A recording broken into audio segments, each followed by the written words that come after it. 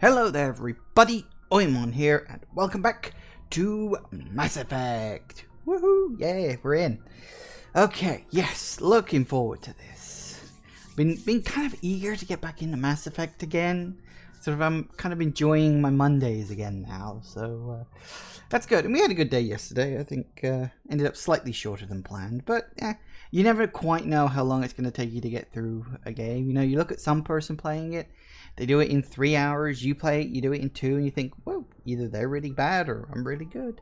Either way, it makes you feel much better about your skill at gaming. So yeah, we shall be continuing forward with Mass Effect today. At the end of the last episode, I originally planned to go and rescue Liara. That didn't quite happen. We kind of sort of got distracted by a little side quest deal thing.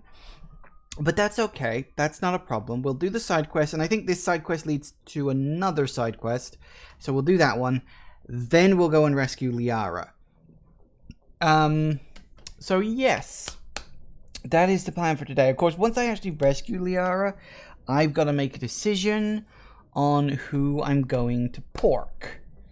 You know, which of the two characters I am going to romance.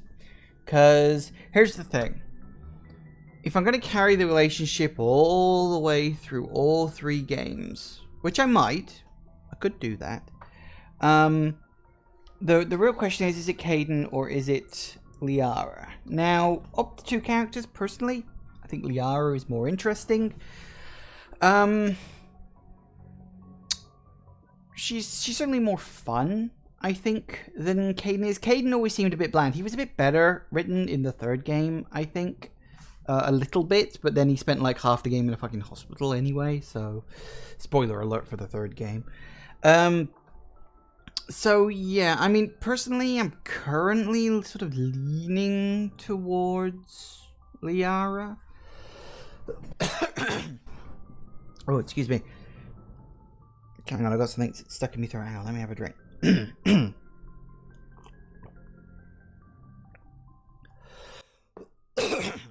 That's a bit better.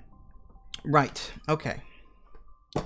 Should be fine. Should be perfectly good, enjoyable, and fun, and entertaining. And it will be good. So yes, when we left off, we were in the Yangtze system. Yes, we were. And I think we'd done all the exploring. Hang on, had we actually done all the... Yes, okay, we'd done all the surveying, and I think most of those are more or less done now, but we've got to go to Binthu in the Yangtze system in the Voyager cluster. So we're going to go to Binthu, which should be fine, I hope. So what order way round are we going to do that? I don't know, but we'll work something out. I'm thinking... Let's just start by actually getting our ass on the floor. Pick my 2 constants. Yep.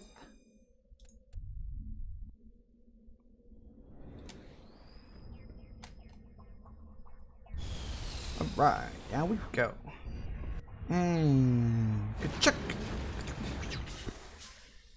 I'm here. Alright, where'd the enemies be? Alright, so check the map.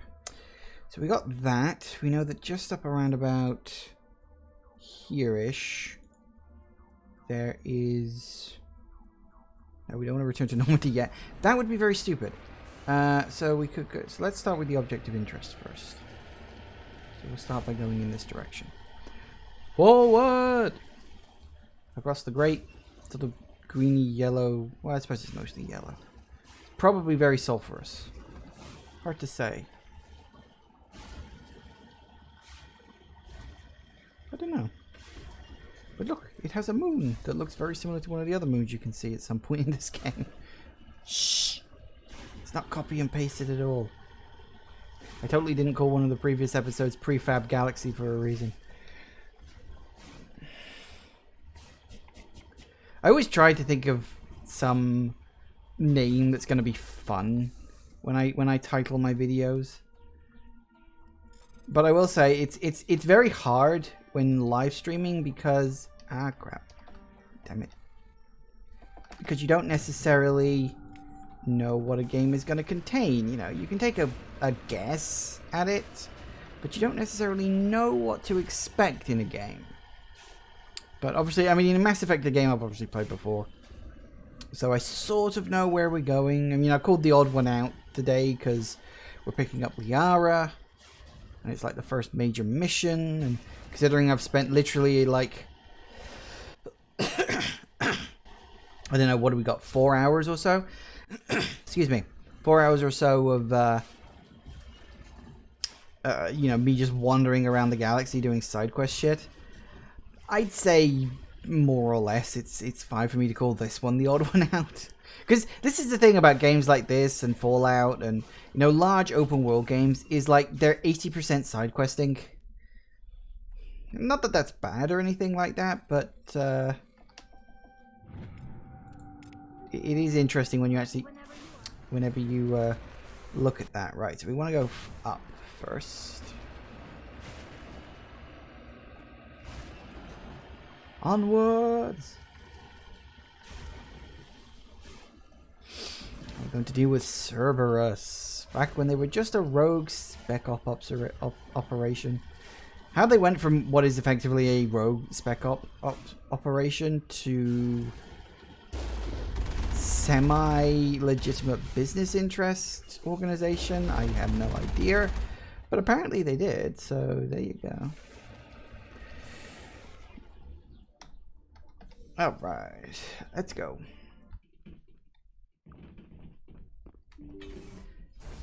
Anybody home?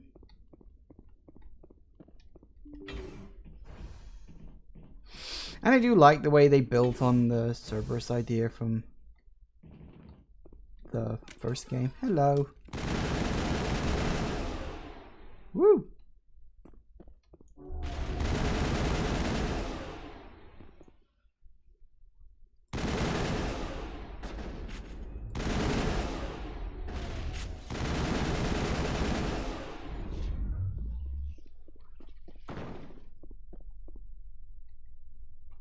Let's see you over there. You think I am blind? Looks like Cerberus has other bases on this world, Shepard. I know. You eliminated the threat at this facility. Continue to the other ones nearby. Okay. Well, this ought to be fun. Perimeter secure. I know. I secured it. So, can we go into the back of this area, or... No, it's closed off. Oh. Oh well. I mean, in one way, it's kind of weird. Hey, Zero. Welcome, welcome, welcome. Wow, you're actually here early today. Usually, you're sound asleep at this point. Because your sleep schedule's been even weirder than mine has lately. Or maybe that's just me. But hello. Yes, and Wibble to you too. Okay, so we've got that. Next one. Right there. Let's go.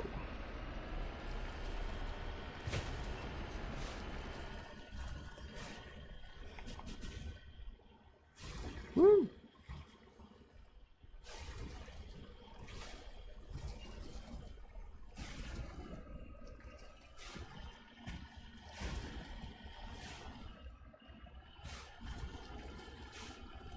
All right.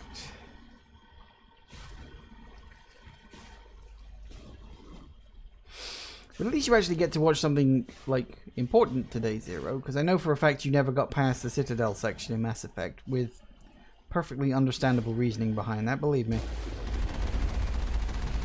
So you actually get to see what happens when you leave. There we go. So that's good. Here we go.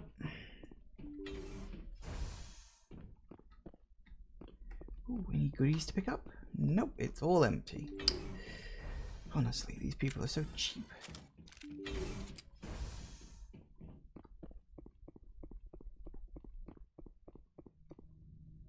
Ooh. Begin manual override. Yes, please. Nice. Take that.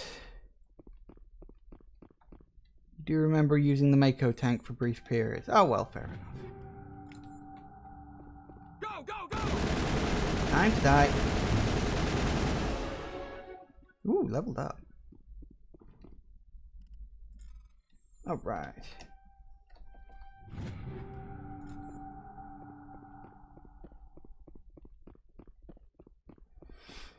Any more, or are they all inside? Looks like they're all on the inside. Fair enough. Gotcha.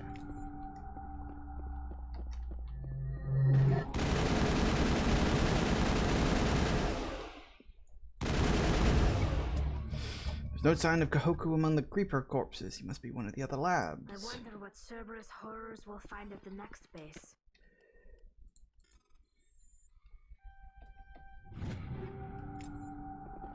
All clear. Alright. And we're off.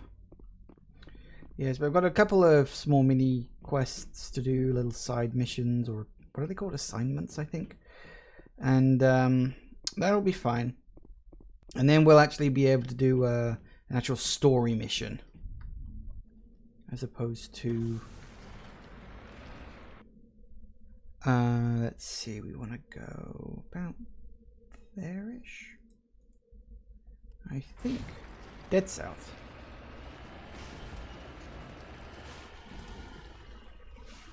Hopefully not too uphill, because the Mako doesn't handle hills very well.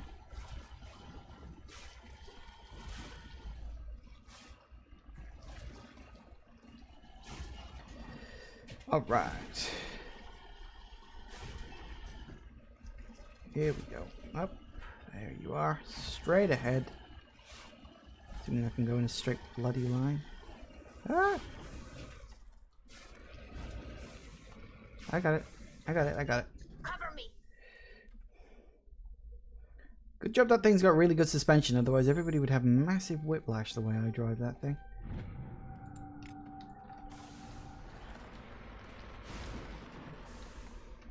Next we want to go to... I just marked that. Whoop, nope. And then we go over there. There it is. Just see it on the edge of the map now.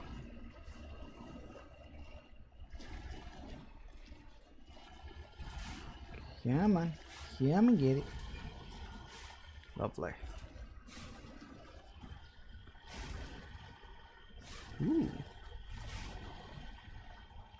It's a pyramid. Redeploying. You can actually squirrel the way on top. Ooh, there is. Cover the artifact then.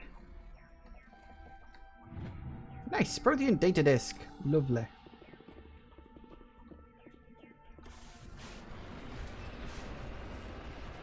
Prothean ruins were so generic in this game.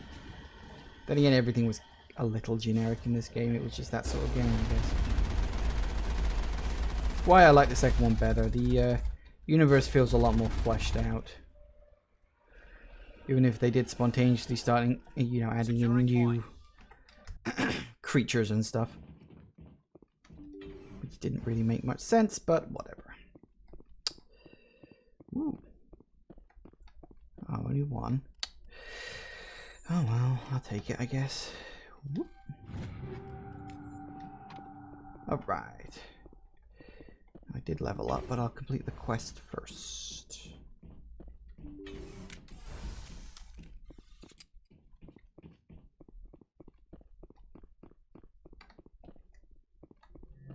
Oh, that was wrong. Oh well, too late now.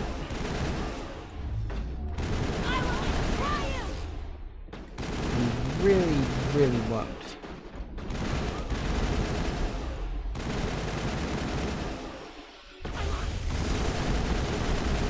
Out of the way, Garrus.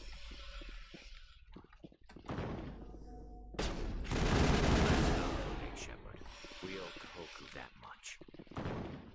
For Admiral Kahoku. He be dead. We checked for pulse, but find none. Admiral Kahoku is dead. Despite the ferocity of the creatures he was sealed in with, there are no signs of trauma on his corpse. The needle marks on his arm suggest a different means of Shepard, execution. over there. It's Admiral Kahoku. I noticed. Must have tracked him down. Yes, evil, evil, bad Cerberus. Hey, one kid. Welcome, welcome, welcome. Ooh, Medigel. Oh, it's all sealed up too. Any more loot stashes anywhere?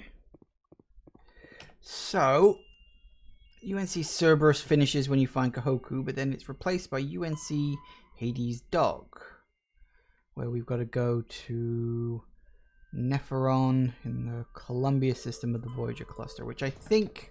Are we in the Voyager cluster? I think we're in the Voyager cluster now. So it's just another system in this cluster, I think. If memory serves.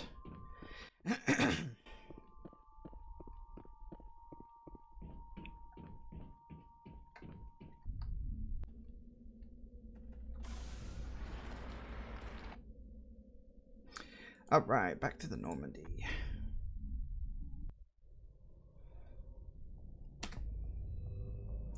Now, that's the Yangtze system done. So we can cross you off the list. And then, yeah, there we go. Zoomed out. Zoom out again. And then we've been to Amazon. Ah, Colombia.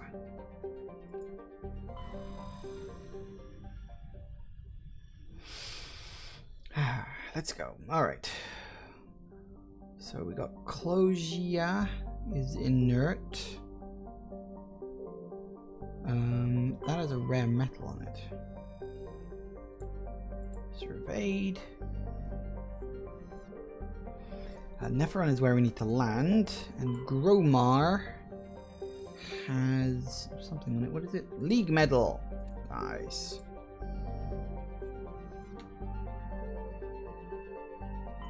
Nepheron. All right. Derp and derp.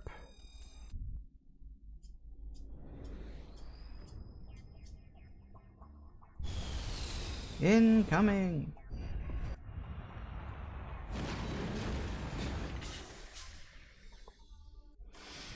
All right. Now, first things first, we go a little bit north. In fact, you can just about make it out on the map.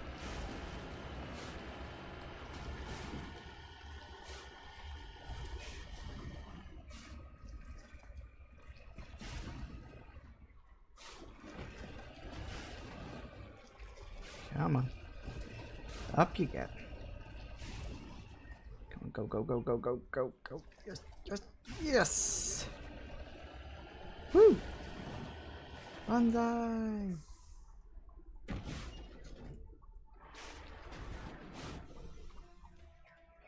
Alright. I don't really need to do this, except it does give me some experience.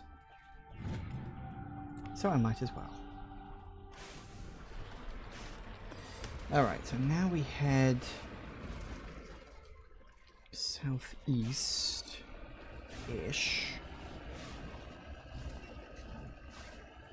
Roughly in that direction.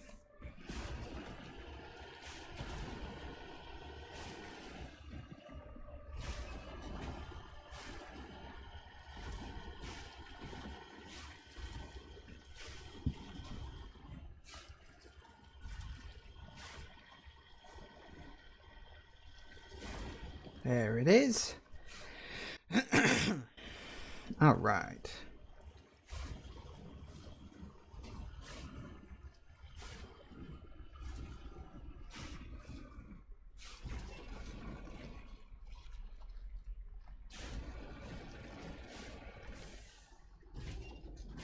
Not quite. All right, yeah, just over the top of the hill. Up, up, up, and landed. All right. Woo!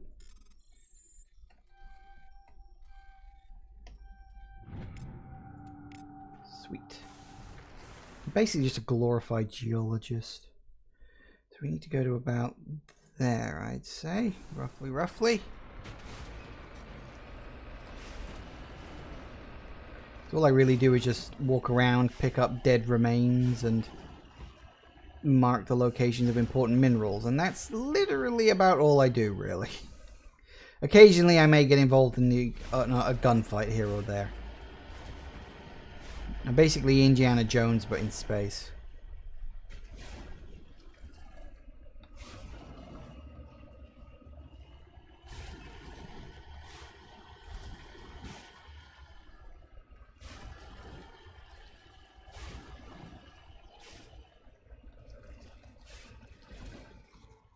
Up you go.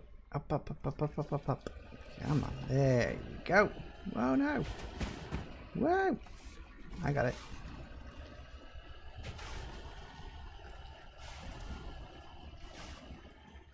Way. Hello. Hello. Okay.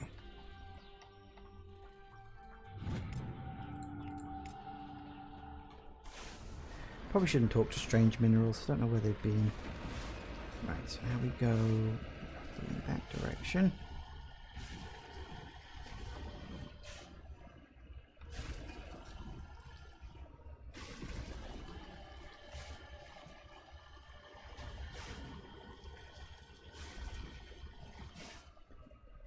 Guess we're going this way.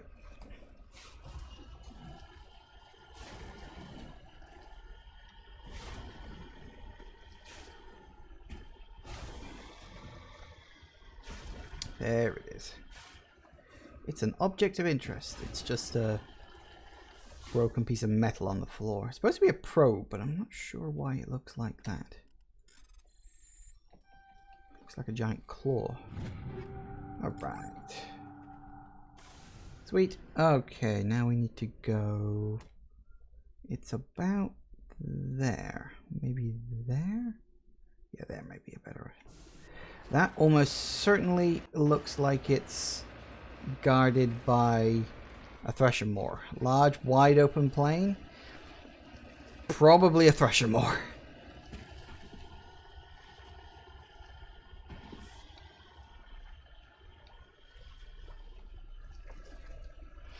It's one of the things that I like that they really did sort of change in subsequent Mass Effect games. I mean, not so much Mass Effect 3, because it just completely removed them, but the planets feel less generic in the second and, I suppose, fourth game. Because in Mass Effect 2, they only really had the vehicle as a DLC thing for just select missions, because they were sort of testing theories, they said. Which I suppose is fine. Yeah, there's definitely a Thresher Maw here. I think I remember this.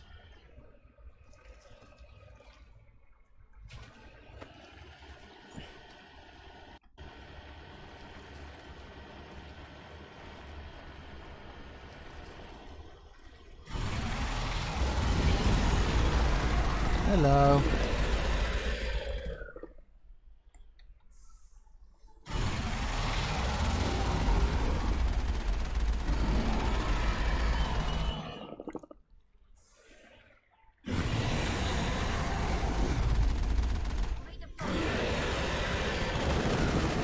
God damn it. Where is he? That leveled up. Uh-huh. Pretty sure you get more experience if you're outside of your vehicle when you kill something versus inside, but could be wrong on that. Heading to position. Alright. Get rid of that. Is there anything we can actually scavenge with this, or... Nope, doesn't look like it. Well, okay then. I guess we'll just check this.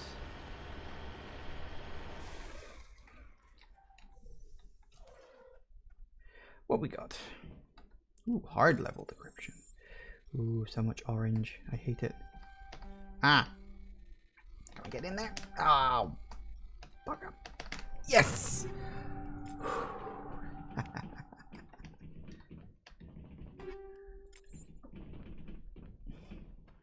I got it. Right, I did level up, didn't I? In fact, I think I leveled up twice. Right. Spectre training, master unity, because I'll point into that. That's good. Commando increases damage. Yes. Point to fitness. Yeah, I suppose I could do that. What's assault training?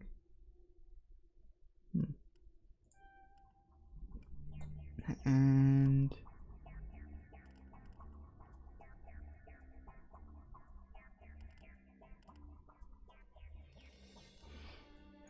need more health. Autoed. Ooh, yay, good. You can now equip medium armor. Autoed. Nice. Excellent. Excellent, excellent, excellent. Everybody's getting better. Now we go sort of roughly this way. I go up the slope, nice and gentle-like. I think that'll be better for me.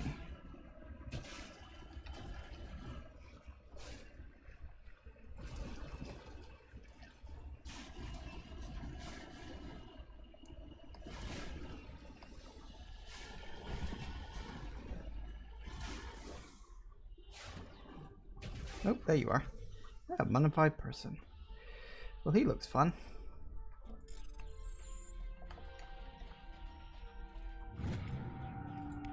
Woo, Solarian ID tag. Have I done, actually, out of curiosity, have I? I have. I've actually done all of the collection minigames. Huh. Well, that's fun. So it would be survey complete. Solarian ID tags, collection complete. Yeah, I've gotten all the collection ones. Huh, well, how about that? I've just done so much exploring.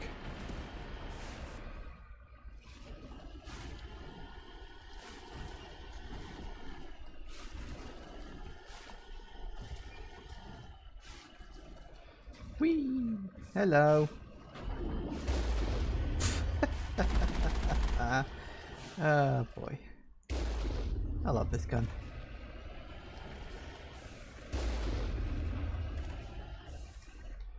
Right, and we're in. Let's finish off Cerberus. Yeah, sure. Totally won't come back in the next game. You know, as the technical good guys.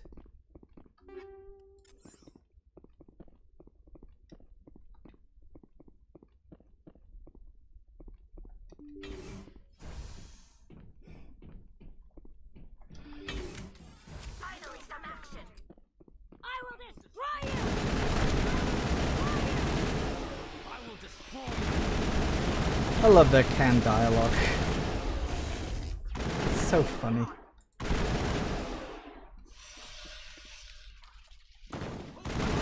Hello, goodbye. Think we're good, Commander? Yeah, I think we are. Gunplay this game's pretty decent, but I think it got much better in the second one. A lot of people complained that the second one was too generic. Third-person shooter, and well, I guess it is, but that's kind of what defines Mass Effect. It's a very generic third-person shooter with a very lovely sci-fi coat. That's it. That's all Mass Effect ever is. Take that. Ooh, terminal. Cautiously press a few buttons and alarm chimes and optical database is flashing itself. Quickly copy as many files as you can of the hard set internal computer. Its memory is wiped, the computer shuts down, the files are sure to be encrypted, but now you've got time to crack them. Yay! I guess that was successful. Alright. I'm assuming that's... Yep, it's done. Only side quest left now is the fan. And that's... Boy, howdy, did that get broken in the second game.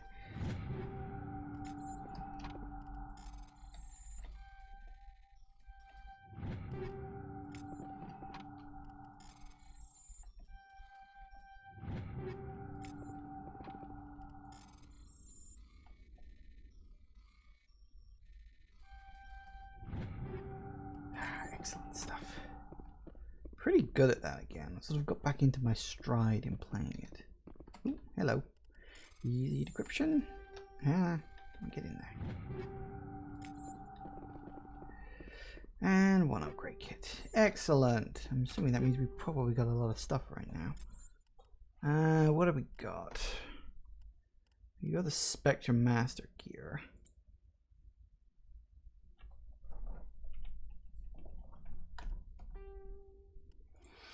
Not that I ever use anything other than the assault rifle these days, but still. You really good armor? Not really. What about your armor? I give you that. Ugh. Yellow and white. What a horrible color. Don't need that. No, nothing really. Slightly less shields for more biotic protection. Don't really need that. Okay, we can sell a bunch of that stuff. Oh, actually, that does remind me. Weapon upgrade, combat scanner, kinetic stabilizer. What does that do? 20 weapon stability? Fine. Guess I'll take it until I get something better.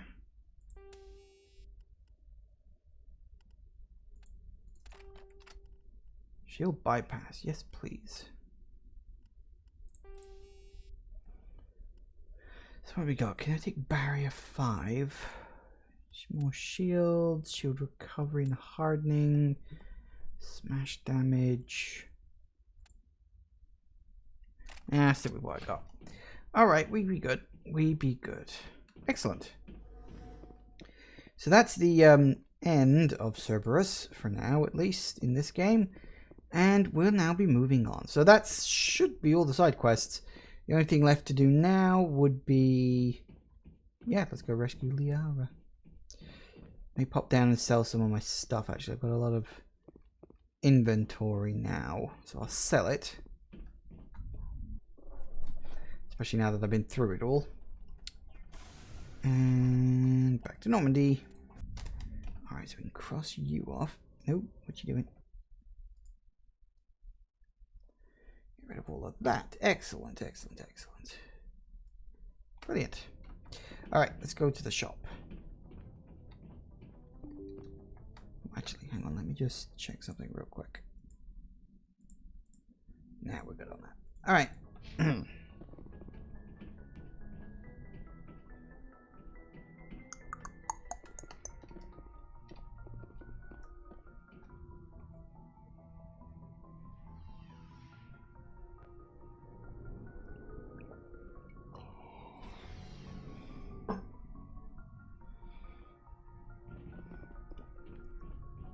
Looking for supplies? Always. Let's see what you've got. You bet, Commander. Alright, so sell all the stuff I've got, because apparently I don't need it. That'll get me a whole bunch of cash, and maybe I can...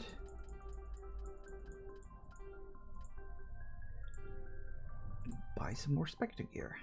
Now, Spectre Master gear for the shotgun, Spectre Master gear for the sniper rifle, which I almost never use. Spectre Master gear for the pistol, again, I never use that.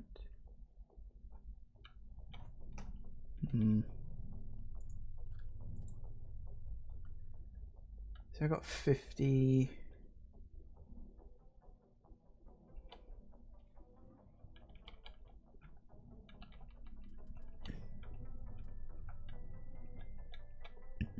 Nah, nothing there. I'll keep the money.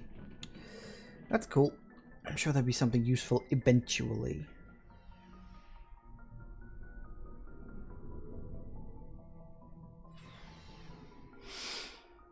Shops in this game are weird. It's kind of weird that if you actually look at it, it's got a very sort of traditional RPG system. You know, enemies drop loot. You find loot in containers. Then you can like equip them. You can discard the old stuff to sell to maybe buy even more stuff. It's a very sort of traditional-ish... Transmission coming in, Commander. I think you're going to want to hear this one. Greetings, Commander Shepard. I represent a party interested in obtaining information on Cerberus activities. Who are you, and who do you represent? Who I am is inconsequential.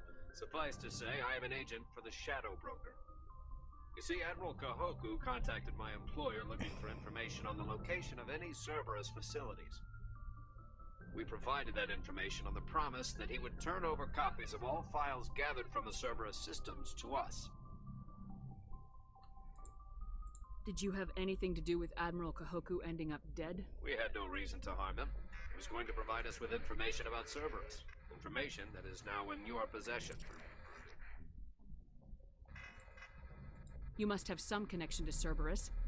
How else could you tell Kahoku where to find them? Information is our business, Commander. Through our contacts, we were able to determine that the Cerberus group was active in the Voyager cluster. Unfortunately, that was all we were able to find out. That is why we are so interested in acquiring copies of the files from you. These are classified Alliance files.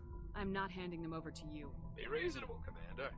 Cerberus was operating outside Alliance jurisdiction. You don't owe them any loyalty. The Alliance is just going to file this information away in some archive. No secret stays hidden forever.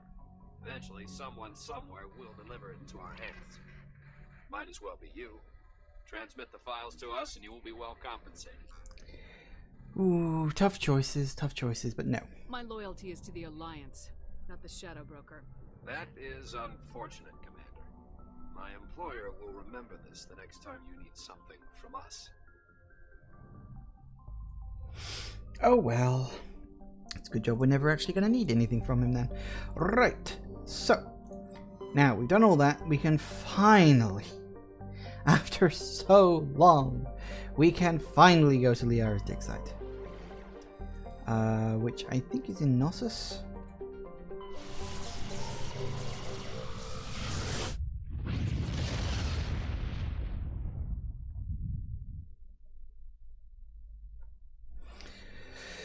And it's on Therum. Time to start a major quest.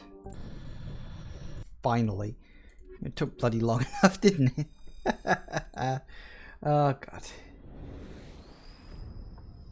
Let's go rescue Liara.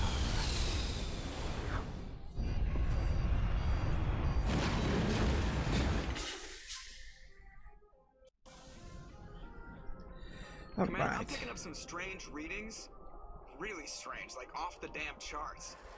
It looks like it's coming from an underground complex a few clicks away from the drop zone.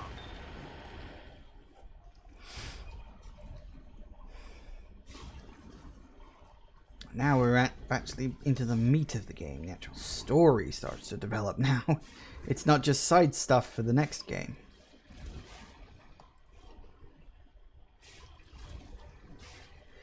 Of course, it's not as easy as just going there and finding her. Nothing's ever that simple. But, yeah. It's nice to have a level that actually feels a little more tailored in its design. Because, like I was sort of saying earlier, that's one of the things that Mass Effect 2 and 3 and Andromeda certainly did do a lot better. It felt like the worlds were actually sculpted rather than just a random hodgepodge of, hey, we've got this flat plane, so let's raise up some lumps, drop some other lumps down, and do all stuff like that.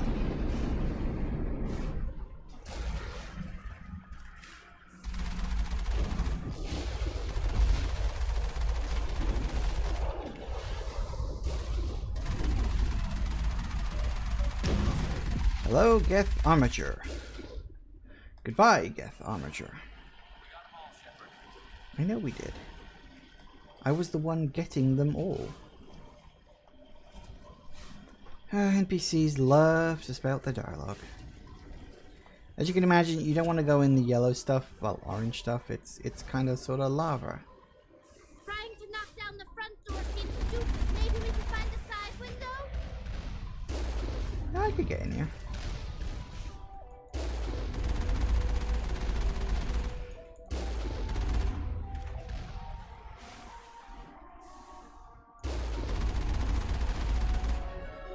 See? Easy. But no, what you're supposed to do is you're supposed to sort of sneak around here. I don't think you can actually just blast your way in the front door. I don't think that's an option, but it's always funny to imagine. So, you sneak your way in. Come on. Well, hello there.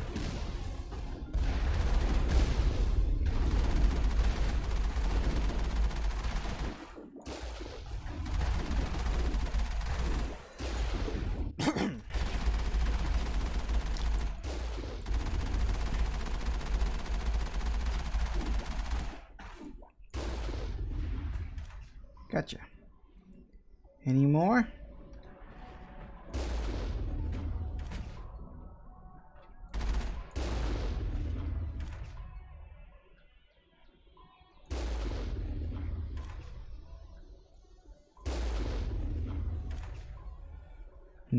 Doesn't look like they're coming out. What a shame. All clear.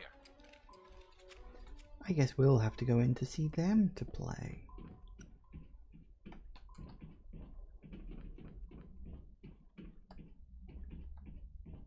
Ooh, upgrade kit.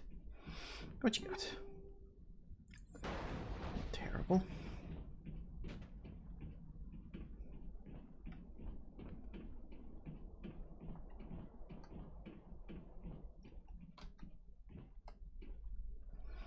Alright, let's open up the gates.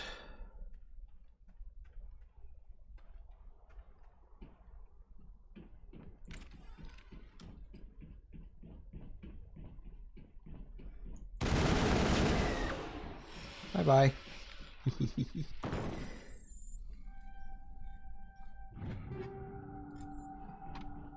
We got them all, Shepard.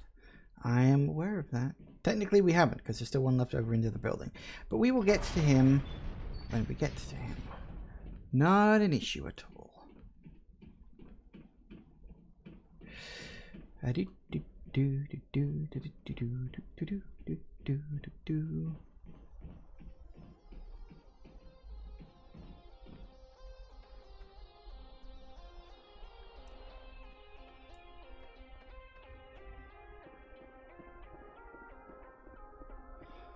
Ooh, great. I'll take that.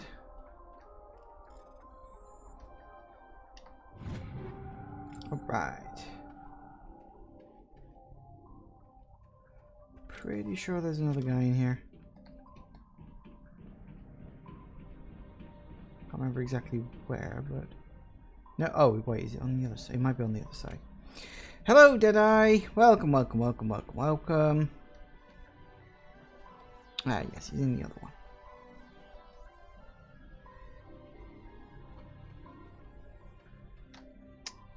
Get up there.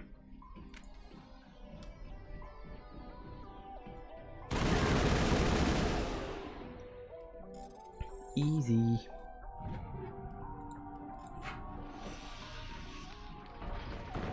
That's it. Bag 'em and tag 'em. Nice. Alright. Back in the Mako. Because there's no way in hell we're walking the rest on foot. It would take forever.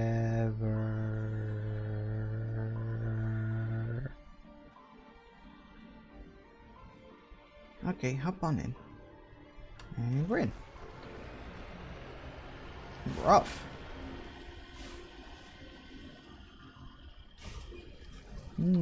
Lava. Fun stuff.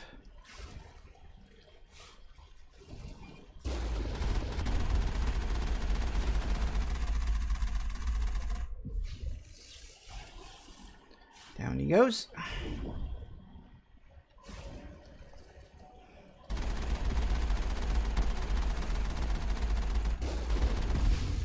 Gotcha.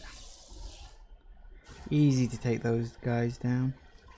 Not quite so easy when in the second game you have to take one down on foot. Although it is kind of fun. Enemies in the second game actually felt like proper threats.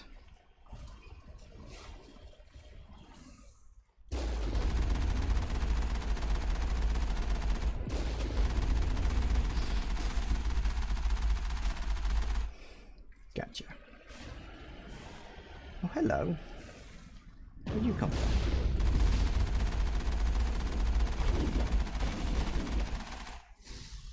Well, it doesn't matter, you're dead.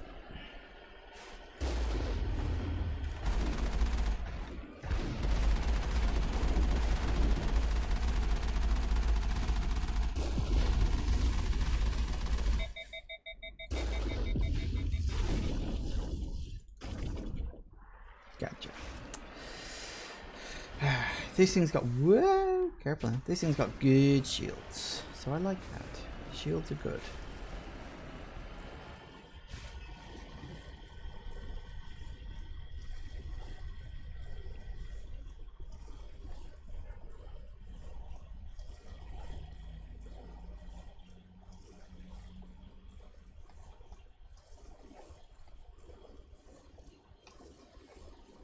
Hello. Oh. It would have been funnier if I'd have actually hit them. The only problem with this gun, it can't look down. Up, it's fine with. Can't look down. So you have to make sure that the person is above the horizontal axis of the gun.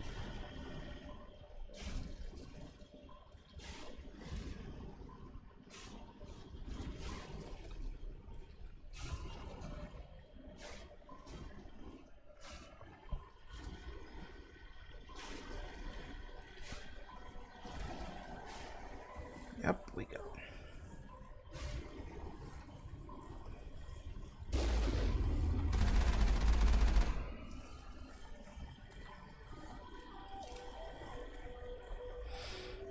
Long tunnels. There's a lot of them in this game, actually, now that I think about it.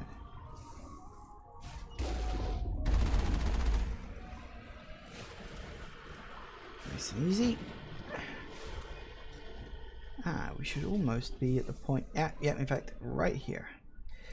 This is the part where I'm afraid we have to leave and go in on foot.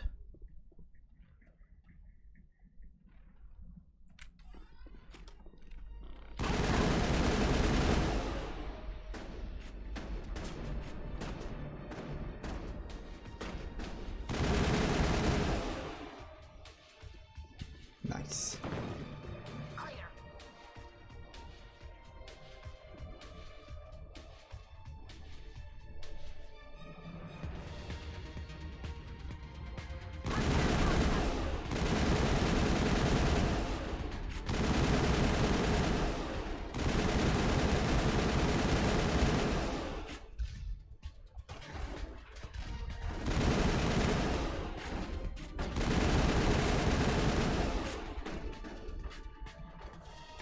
Is that it? Are they all dead?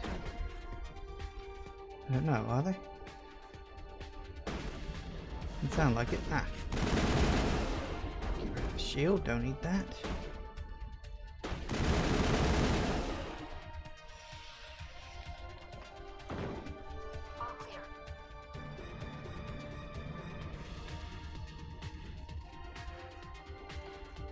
Oh, right. Off we go. It's not over yet. As we said yesterday, it's not over till it's over.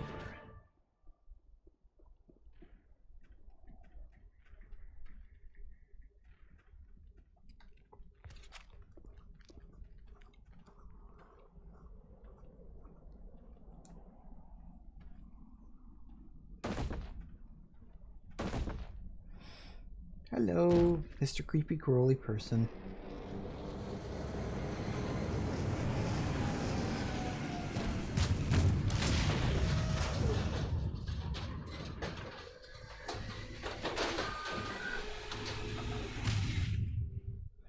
I think we might need to get into cover.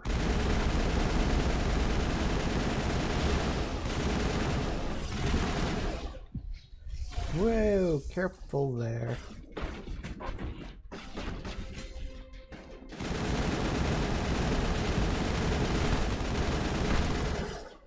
Gotcha. Whoa, what happened to Garrus? Oi, wake up.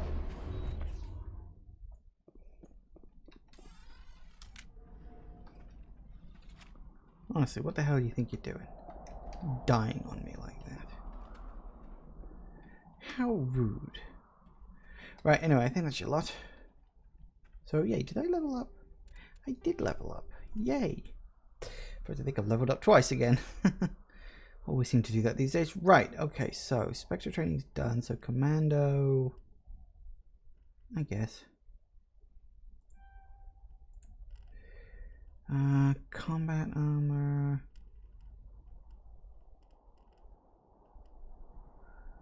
Fitness. Assault training? Yeah, sure. Why not? Never used powers, never needed to.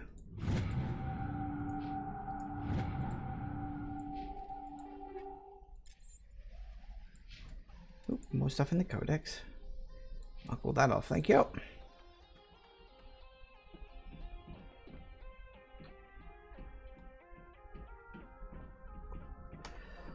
Alright. You may notice I'm still making regular quick saves. Yep, game still has a tendency to crash. I mean, it saves itself too, but still.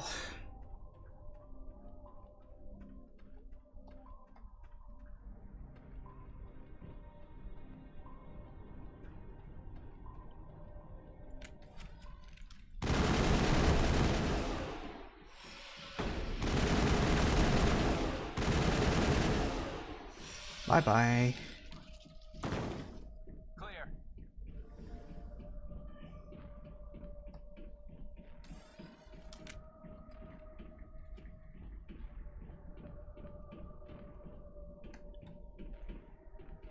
It looks like this cavern formed around the ruin, after it was built. No kidding. Ooh. Blue shields. Not getting past that. It's just a wall. It's a glowing blue wall.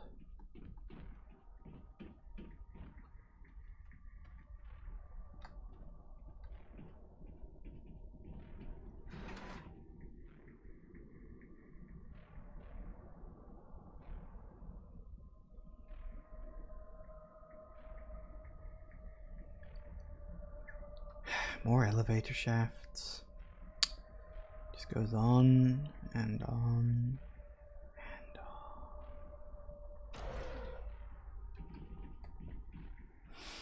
on. Alright, so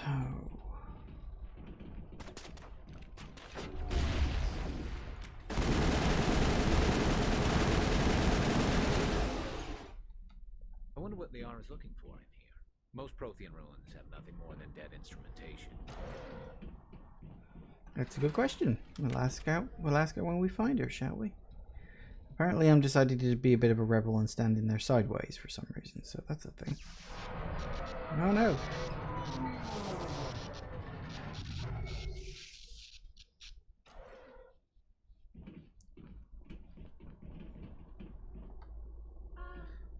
Hello? Could somebody help me? Please? Hello, Liara. Can you hear me out there?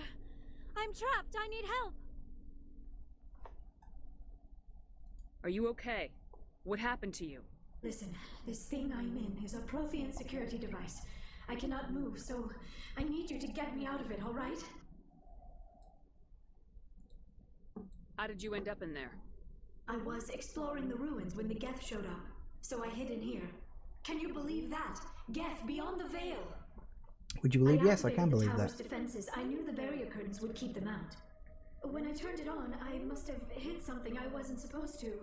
I was trapped in here. You must get me out, please! Your mother is working with Saren. Whose side are you on? What? I am not on anybody's side.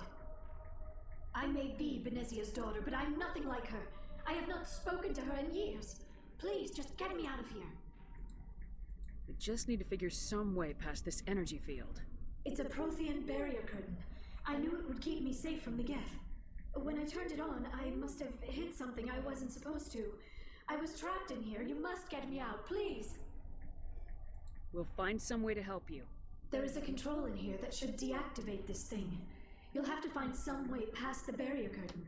That's the tricky part. The defenses cannot be shut off from the outside. I don't know how you'll get in here. Be careful. There is a Krogan with the Geth. They have been trying different ways to get past the barrier. Well, alright then. I'm sure I can find some nice, subtle, easy way to sneak past the barrier, or maybe I'll just use that giant fucking laser shield. Laser shield or laser drill?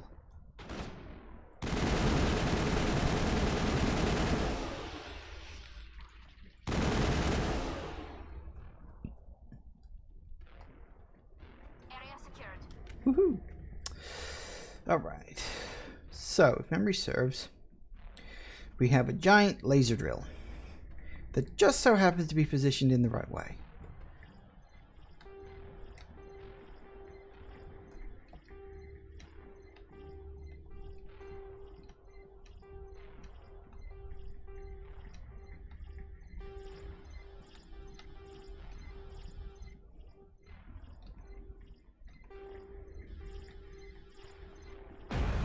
Gotcha. We have to turn the power button on first. Oh well, never mind. I'm sure there's something over here I need. Probably just boxes I can open up. I have a vague memory of there being lots of boxes. Because it's an RPG, there's always lots of boxes.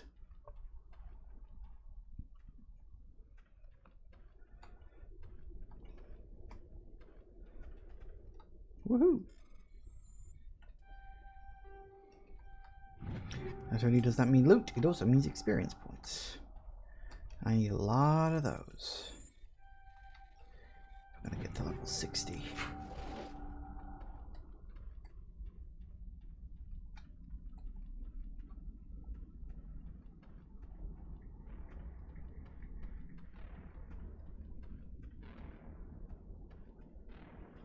Alright. Hey look, I made a hole.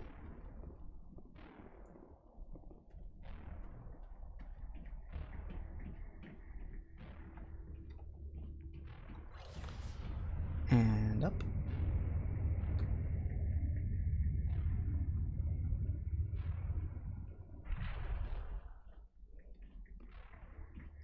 Hi. Oh, how did you get in here?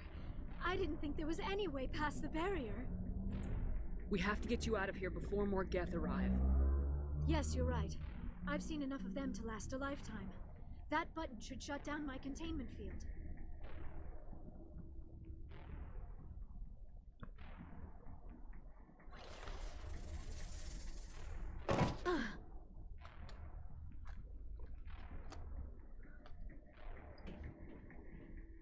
Any idea how we get out of this place? There is an elevator back in the center of the tower. At least I think it's an elevator. It should take us out of here. Come on! Yay! Good to have you on I site, still Liara. cannot believe all this. Why would the Geth come after me? Do you think Benezia's involved? Seren's looking for the conduit. You're a Prothean expert. He probably wants you to help him find it. The conduit, but I don't know. Ooh, that didn't sound good. that? These ruins are not stable. That mining laser must have triggered a seismic event. So We let me have just to hurry. The whole place is caving in. maybe just calmly walk over to this terminal. Joker, get the Normandy airborne and lock in on my signal. On the double, mister! Aye, aye, Commander. Secure and away. ETA 8 minutes. He needs to move faster. Yeah, so does this elevator.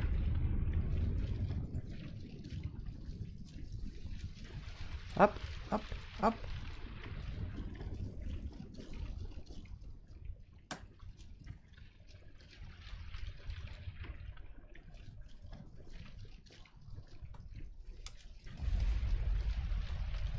Ah, hello.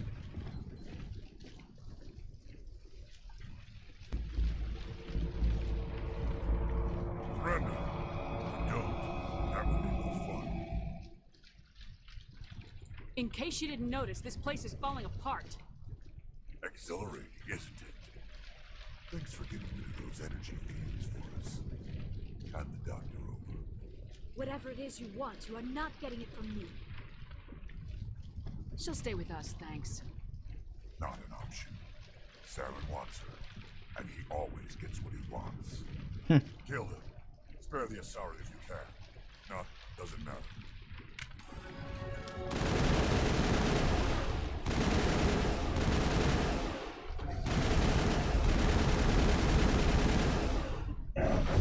Gotcha. Alright. Time to get the hell out of here.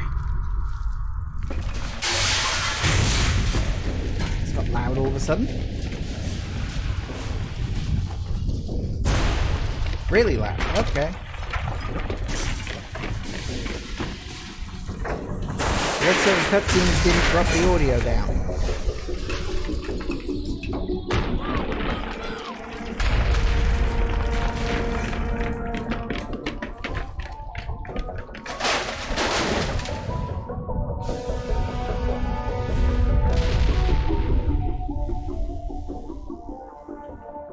Woo!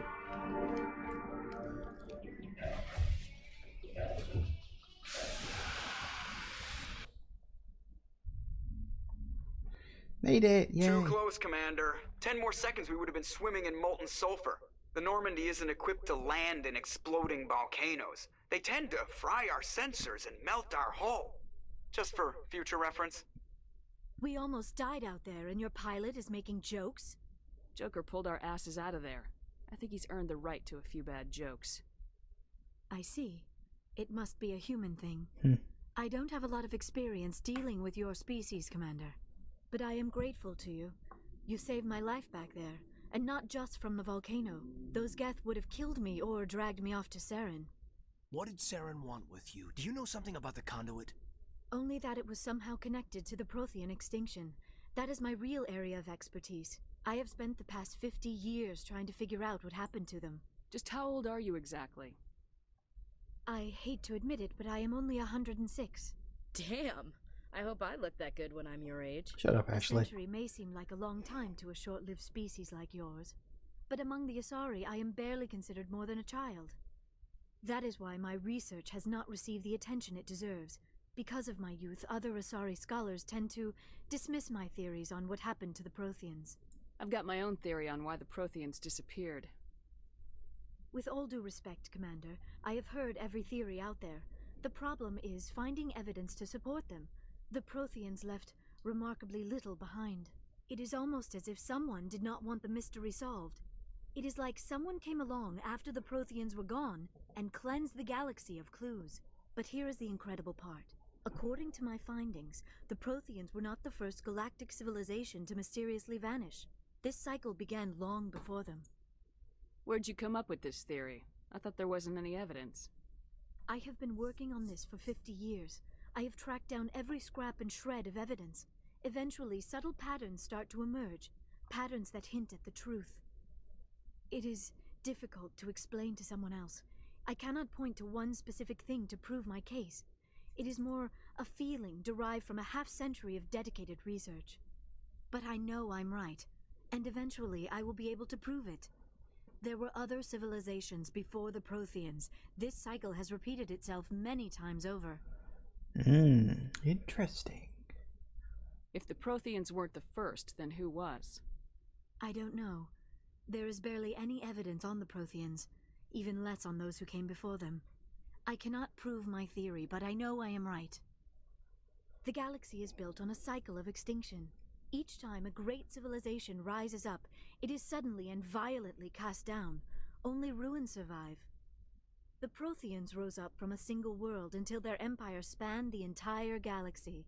Yet even they climbed to the top on the remains of those who came before.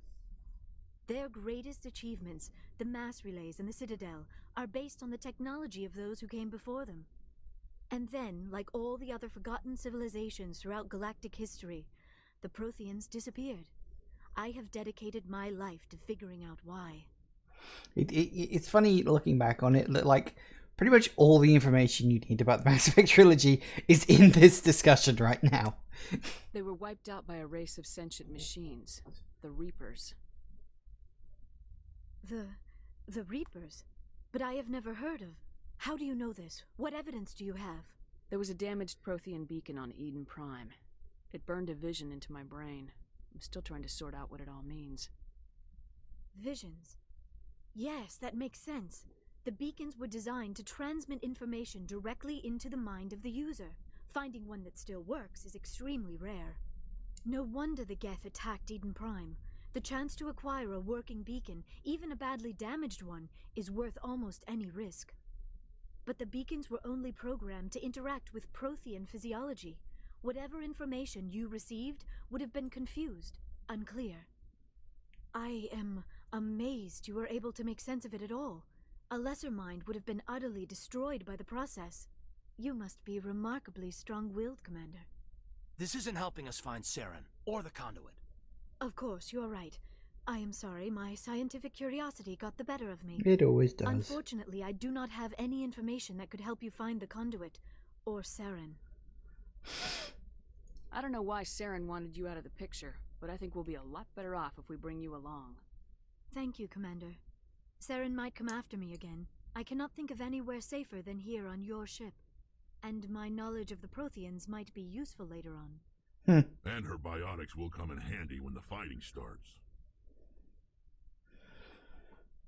Good to have you on the team, Liara. Yay, Liara's Thank you, here. Commander. I am very grateful.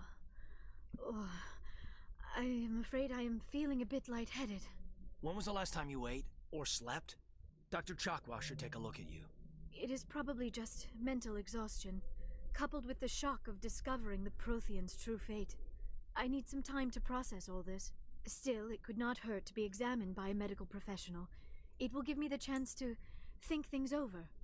Are we finished here, Commander? We can talk again after you've seen the doctor. The rest of you, dismissed. Mission reports are filed, Commander. You want me to patch you through to the Council? Patch him through, Joker. Sure, Setting up why the not? link now, Commander. I'll play nice. We've received your report, Commander. I understand Dr. Tassoni is on the Normandy. I assume you're taking the necessary security precautions. Liara's on our side. The Geth were trying to kill her. Benezia would never allow Saren to kill her daughter. Maybe she doesn't know. Or maybe we don't know her. We never expected she could become a traitor. At least the mission was a success. Apart from the utter destruction of a major Prothean ruin. Was that really necessary, Shepard? The Geth were crawling all over those ruins. We were lucky to make it out alive. Of course, Commander. The mission must always take priority. Good luck, Commander. Remember, we are all counting on you. Yay! It's nice to know that those bureaucratic jackasses can actually play nice from time to time. Presley, you got anything new to say? Yes, Commander. No, Carry never on, mind. Presley. Yes, ma'am. Never mind. There might be some new codex entries that popped up. Like that. Like that. They just sort of pop up from time to time. Don't need to talk to Joker again. Oh, yep. Another codex entry. I think new ones show up after every main mission. I think that's how the order goes. Can't remember exactly. But now that we've actually done a main mission, we can go talk to my crewmates. And actually have, like, proper interactions with them and stuff and things.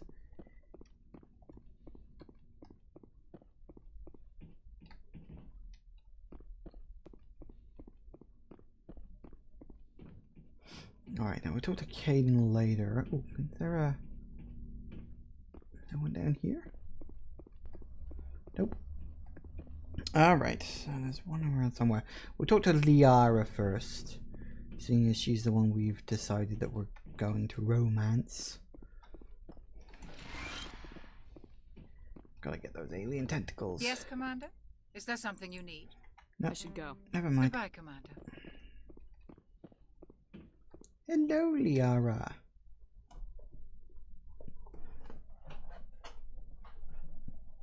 Commander, are you coming to check up on me? You look much better. How are you feeling? Dr. Chakwas assures me I am going to be fine. I was impressed with her knowledge of Asari physiology. You're in good hands. Dr. Chakwas knows what she's doing. I never properly thanked you for saving me from the Geth, Commander. You're welcome. If you hadn't shown up, I'm just glad we got there in time. So am I. I know you took a chance bringing me aboard this ship. I have seen the way your crew looks at me. They do not trust me. But I am not like Benezia. I will do whatever I can to help you stop Saren. I promise. Don't worry, Liara. Yay. I trust you. I know you won't let me down. Got to trust her It if I means a want to lot get in hear her you pants. say that, Commander. Thank you. Do you know why Benezia joined up with Saren? I don't understand it. She was always outspoken about the need for the Asari to become more involved in shaping galactic events. Maybe she thought allying herself with Saren would somehow be for the greater good in the long run. At least I hope so. This hurts you, doesn't it? None of this makes any sense to me. I have not spoken to Benezia in many years, but I know her, and this was not like her. Something changed. I'd like to know more about the Asari. Just fill in those gaps. We were the first species to discover the Citadel. We were instrumental in forming the Council, and we always strive to be the voice of peaceful cooperation in galactic disputes. My people believe we are all part of a single galactic community. Each species contributes something to the greater whole. Although we seek to understand other species, It seems few of them seek to understand us. The galaxy is filled with rumors and misinformation about my people. Like what? Most of the inaccuracies are centered around our mating rituals. My species is monogendered. Male and female have no real meaning for us. We still require a partner to reproduce. This second parent, however, may be of any species and any gender.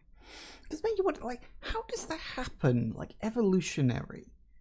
Like, yeah, I understand, like, how two genders can show up. I can even understand how one gender shows up. But how can one gender that is specifically catered to reproduce with other species?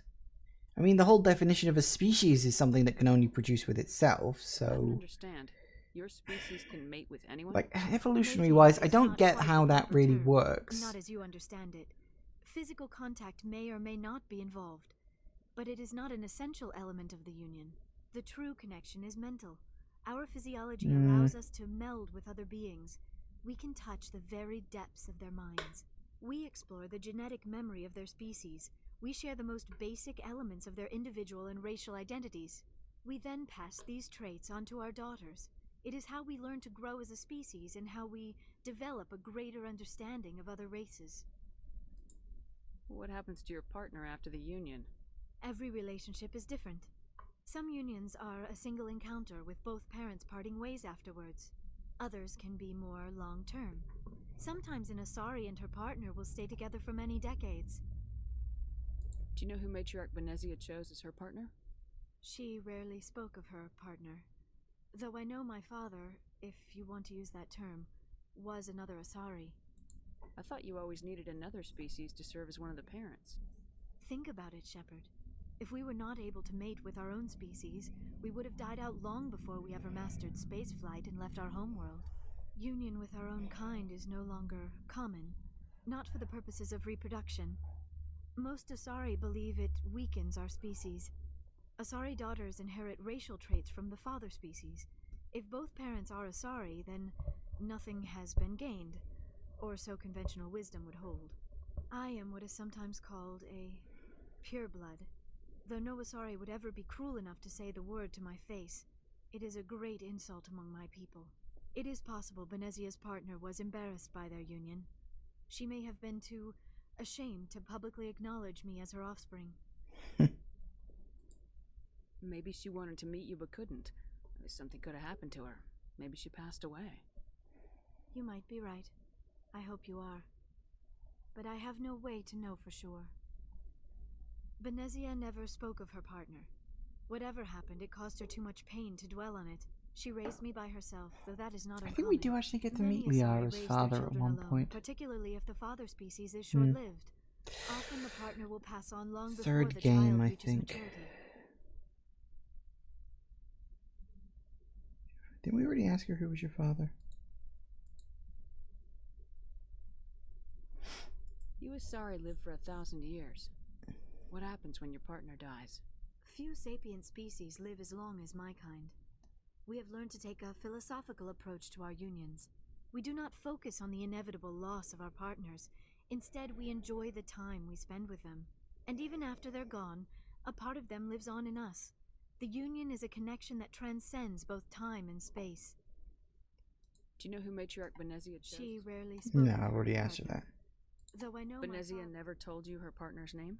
Union with our own kind is no longer. Asari daughters inherit racial traits from the father. It is possible Benezia's partner was embarrassed. Many Asari raise their children alone, particularly if the father. I should go. Goodbye. Is that Commander. it? I thought that was. Can we talk about her? I get the feeling you There. want to ask me something. Tell me about yourself, Liara. There it is. Me?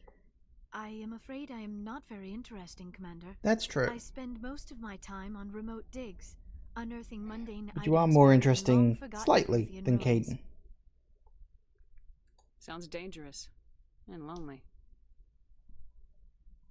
Sometimes I would run afoul of indigenous life forms or stumble across a small band of mercenaries or privateers, but I was always careful. Until the Geth followed me to Artemis Tau, I never found myself in any situation my biotics could not handle. As for the solitude, well, that is one aspect that most appealed to me. Sometimes I just need to get away from other people. You don't like other people? I suppose it comes from being a matriarch's daughter. People expected me to follow in Benezia's footsteps. They wanted me to become a leader of our people. Matriarchs guide their followers into the future. They seek the truth of what is yet to come. Maybe that's why I became so interested in the secrets of the past. It sounds so foolish when I say it out loud. It sounds like I became an archaeologist simply to spite Benezia. All children rebel against their parents. Mm. It's a natural part of growing up. Aha, you share the wisdom of the matriarch, Shepard. That is exactly what Benezia said when I told her of my decision. But there was more to it than that. I felt drawn to the past. The Protheans were these wondrous, mysterious figures. I wanted to know everything about them. That is why I find you so fascinating. You were marked by the beacon on Eden Prime. You were touched by working Prothean technology. Sounds like you want to dissect me in a lab somewhere. What? No, I did not mean to insinuate. I never meant to offend you, Shepard. I only meant that you would be an interesting specimen for an in-depth study. No, that's even worse. Calm down, Liara. I was only joking. Joking? Oh, by the goddess, how could I be so dense? You must think I am a complete and utter fool. Now you know why I prefer to spend my time in the field with data disks and computers. See, she's I always just a seem to say little something more about interesting than Caden is, I think. Please, just pretend this conversation never happened. Done. Goodbye, Shepard. Yay, more experience points. Just for having a conversation, you gain experience points. So that's nice. Alright, I guess we'll talk to Mr. Boring. Hello. We're glowing orange right now. Commander, do you have a minute? I always make time for my officers. Off the record, I think there's something wrong here. This Saren is looking for records on some kind of galactic extinction, but we can't get backup from the Council? Sorry, Commander. There's writing on the wall here, but someone isn't reading it. The Council doesn't want to believe anything's wrong. I'd call it human nature, but... I hear you. It just seems like a group that's been around as long as the Council should see this coming. I mean, it's funny, we finally get out here, and the final frontier was already settled. And the residents don't even seem impressed by the view. Or the dangers. Well, well. You're a romantic. Did you sign on for the dream, Malenko? Secure a man's future in space? Yeah, I read a lot of those books when I was a kid, where the hero goes to space to prove himself worthy of a woman he loves, or, you know, for justice. Maybe I was a romantic in the beginning, but I thought about it after brain camp. Biotic acclimation and temperance training. I'm not looking for the dream. I just want to do some good. See what's out here. Sorry if I got too informal. Protocol wasn't a big focus back in Bot. Tell me about it. Biotic acclimation and temperance didn't last past the airlock. To the kids they hauled in, it was brain camp. Sorry, hauled in is unkind. We were encouraged to commit to an evaluation of our abilities so an understanding of biotics could be compiled. There are worse results of accidental exposure to element 0 in the womb. Beats the brain tumors some kids grew up with. Yeah, that's another weird thing. You get element 0, which is like the kind of the sort of magical MacGuffin that explains the faster than light travel. It explains the biotic powers. And like, you know, that's kind of this universe's special thing. That you know, it's like Adam in BioShock or the Force in Star Wars. It's the big MacGuffin that holds everything in the galaxy. You know, everything that works together in the galaxy together. It explains all the weird shit. And, you know, you get biotic powers by being exposed to element 0 whilst being unborn, which is weird, but some species, like, have a natural affinity for that stuff, and you can also become a biotic in other ways as well, and it's just, what? Seems like you beat the odds. How many didn't make it? Out of 100, maybe 60 have no effect. 30 suffer adverse effects, little things like brain cancer. The other 10 show enough ability to augment with implants. Not always permanent, though. Not like the cancer. Next thing you know, you're out on Jump Zero. And how's a kid supposed to deal with that? A station at the edge of human space. Jump Zero is Gagarin Station, right? What's it like? Yeah, that's the official name. Biggest and farthest facility we had for decades. Right on the termination shock, the outer edge of the solar system. It's where they did all the Goose Chase FTL research before we caught on to using mass effect fields. It was a sterile research platform when I was there. There were other kids in the same boat, right? At least you weren't alone out there. That's true. We did have a little circle that'd get together every night before lights out. We didn't have much to do, though. It was a research platform then, and Kinetics kept Jump Zero off the extranet to prevent leaks. Then you must have had plenty of time to get to know each other. Yeah, we'd sit around and bull every night after dinner, play cards or network games. There was this girl named Rana, who had a little circle grow up around her. She was from Turkey. Her family was very rich. But she was smart and charming as hell. Beautiful. But not stuck up about it. Like you, I guess. Ma'am. Sounds like she was special to you. She was. Maybe she felt the same. But things never felt together. Training, you know. Aww. You know of any intentional exposures for certain? No one knows. Doesn't mean they didn't happen. As big as the exposures were, it was hard to track down accidentals. It was different then. No one knew the potential, so there wasn't a lot of regulation. Anything Kinetics did was gold. I'm not saying they intentionally detonated drives over our outposts, but in retrospect, they were damn quick on the scene. Jump Zero's a long way from home. What was it like? The Grand Gateway to Humanity looks a lot better in the vids. Anyway, this was supposed to be a casual debrief, not a bull session about stuff that happened years ago. We have to depend on each other in combat. I like knowing what kind of man I have at my back. I understand, ma'am.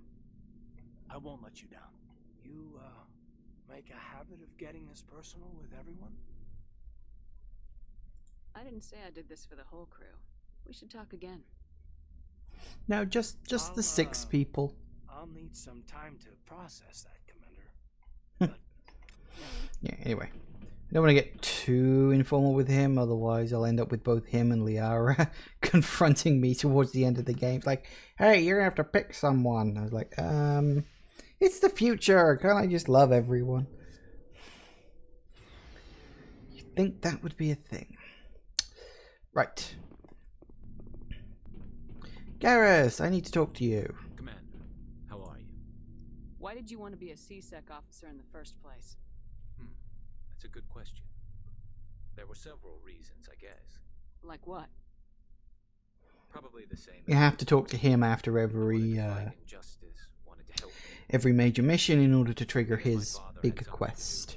He was C-Sec, one of the best. I grew up hearing about his accomplishments or seeing his picture on the bill for a big arrest. He's taking my resignation pretty hard.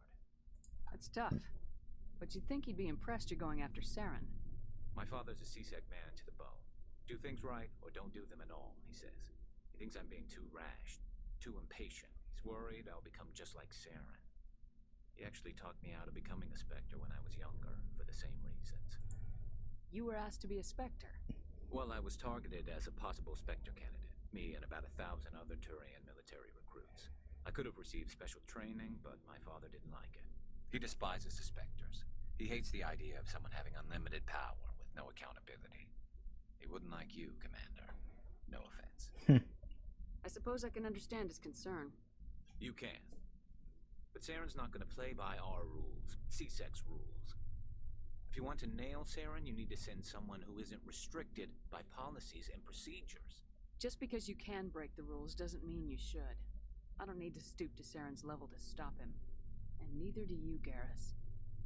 I see what you mean, but I'll think about it. Thanks, Commander. He's always been on the edge of the renegade side of things. Oh, Ashley, let's have a word with the racist. Commander? What's your opinion of the last mission? Not sure I buy Dr. Tassoni's story about her and her mom not talking. They're family, right? I think she's being straight with us. Or at least I don't think she lies very often. Yeah, she's probably really bad at it. Hey, want me to ask her about her sex life? Might be illuminating. I don't think she's used to teasing, good-natured or otherwise. No fun, Commander. See? She's a bitch. Too bad those ruins got destroyed. I mean, they lasted thousands of years. That's impressive. Do you have a few minutes to talk? One-on-one? Sure. I was hoping to get a minute of your time. Off the record. I keep an open-door policy. If you have any concerns, lay them on me. All right. I know things are different aboard the Normandy, but I'm concerned about the aliens, Vicarian and Rex. With all due respect, Commander, should they have full access to the ship? They may not serve the Alliance, Chief, but they're allies, at least as far as Saren goes. This is the most advanced ship in the Alliance Navy. I don't think we should give them free rein to poke around the vital systems. Engines, sensors, weapons. You don't trust the Alliance's allies? I'm not sure I'd call the Council races allies. We, humanity, have to learn to rely on ourselves. Standing up for ourselves doesn't mean standing alone. I don't think we should turn down allies. I just think we shouldn't bet everything on them staying allies. As noble as the council members seem now, if their backs are against the wall, they'll abandon us. You know, all things considered, I'm genuinely surprised that, like, she doesn't end up joining Cerberus in the third game. You got a pessimistic view of the universe, Williams. A pessimist is what an optimist calls a realist. Look, if you're fighting a bear and the only way for you to survive is to sick your dog on it and run, you'll do it. As much as you love your dog, it isn't human. It's not racism, not really. Yes, it is. Members of their species will always be more important to them than humans are. These seem like deeply held beliefs, Williams. What made you think this way? My family's defended the Alliance since it was founded. My father, grandfather, great-grandmother, they all picked up a rifle and swore the oath of service. I guess we just tend to think of Earth's interests as our own. It doesn't sound like you've worked with aliens before. No, ma'am. Mainly I've been groundside, part of the surface garrison forces. I did get a rotation on a space station for training. Every Marine a rifleman, every rifleman ZG certified. That's odd. Your record is spotless and your technical scores are exemplary. You should be serving with the fleet. Anyway, that's why I haven't served with many aliens, Commander. I come from a military family too. My parents were both Navy. Anybody in your family we might know? Couldn't say, Commander. We probably She's sounding awfully evasive all of a sudden. To carry on the tradition? No. The future of humanity is out here. There's so much we haven't seen yet. Space! I love space. Yeah. I want to go to space. I still remember my first field exercise on Titan. When we hit mud, the reality hit me. I'm the first person who ever stood here. Then my drill instructor kicked me in the ass. I went face first into the muck. He spent the next 5 minutes chewing me out for gold bricking. Don't tell me you had Gunny Ellison. He's the only one who uses that word to describe shirking duty. Oh, Lord. You went to the Makapog boot camp, too? Yeah. Gunny Ellison's still reaming out recruits down there. Kicking ass and using words like inveigle and pusillanimous. Alright, I can see where your concerns are coming from, Williams. But this is a multilateral mission. You're gonna have to work with aliens, like it or not. It won't be a problem, Commander. You say jump, I say how high. You tell me to kiss a Turian, I'll ask which cheek. I don't think kissing Turians will be necessary. You never know, Commander. Ma'am. So, you see, that's what I mean. She's just a xenophobic bitch. I'm sorry. No, I don't know anyone who likes Ashley as a character, you know? Hey, look, let's talk to Rex again. We've got Saren on the run. Not really, but, It won't be long now. Saren's good, but I'm better. Good. He's rotten. To the core. I could tell as soon as I met him. Why didn't you tell me this sooner? I would have if I thought it was important. I think I'd like to hear about it just the same. This was a while ago. A bunch of mercs were bragging about a job. out near the edges of the Terminus systems. They said it paid well and the boss was never around to ride them. They said he was looking for more men, too. So I checked it out. I didn't know Saren was openly recruiting mercs. It wasn't that open, and he only showed his face once. We'd been raiding ships in the area for months when we took out this massive cargo freighter. Our biggest haul yet. I was on board checking bodies for valuables, looking for some extra credits. That's when I saw him. What did Saren want with the ship? I don't know what he wanted. He was just moving through the ship, watching. A couple of the mercs called him by name, but he never spoke to them. Never spoke to anyone.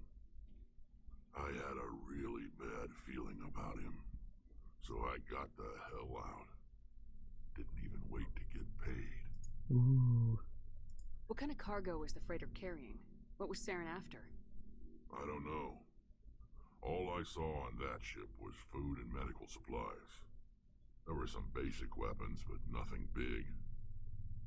If there was anything of value on that ship, I didn't see it. That's why I didn't mention it sooner. Whose ship was it? There was a Volus trading vessel. Big one. Lots of guards. But they were no match for us. That's the only time you saw him? Yeah. Didn't even know who he was. Still wouldn't if I hadn't joined up with you. But my instincts were right. Every other merc on that mission turned up dead within a week. Every damn one. So long, Rex. Shepard. Spooky. I don't know if there is any actual point behind that little story, but there it is, I guess. And Tally, you got anything to say? Oh, hello, Shepard. Are you okay? I don't know. Your ship is amazing, and your crew's been really great to me, especially your chief engineer. But I just sort of feel out of place. The Normandy runs so smooth it feels like we're not even moving, and the engines are so quiet. How do you sleep at night? The silence wakes you up? Back on the flotilla, the last thing you want to hear is silence. It means an engine's died or an air filter shut down. I guess you don't have to worry about that here. But old habits die hard. But it's more than just the silence. This ship feels so empty. It's like half the crew is missing. Back home, I couldn't wait to go on my pilgrimage. I couldn't wait to get away from the crowds. Now that I'm out here, I kind of miss them. Sometimes we don't appreciate what we have till it's gone. That's true. I'm starting to wonder if that's what the pilgrimage is really about. It's given me a whole new perspective on my people and our culture. You know, there's always a few who go on their pilgrimages and never return. I always assumed something bad happened to them, but maybe they just wanted a different life. You do plan to return to the migrant fleet, right? I could never abandon my people, Shepard. I will go back eventually, but we have to stop Saren first. Otherwise, I might not have a home to go back to. I should go. See you later. All fascinating, interesting stuff. Yeah, I think the only person who you like actively need to talk to on a regular basis is Liara or Kaidan, if you want to romance either of them. You can talk to both of them, but eventually you do have to choose one. And you have to talk to Garrus after every major plot mission, or you don't get his special bonus quest. Right, so all that's done. We've done all the talking. It does take a long time to do all the talking, but it's good talking. It's sort of, like I said, the dialogue really does help to build the world. And the dialogue is actually really, really well written. Like, in all three of these games, there's occasional line where you think, it's a little off. But for the most part, like, the dialogue is absolutely, like, on point in this game, you know? So, now that we've rescued Liara, now that we have done that, we've actually completed one of the post-Citadel main quests, so crossed off the list. First things first, we nip back to the Citadel, because there's a whole bunch of new side quests that have now opened up.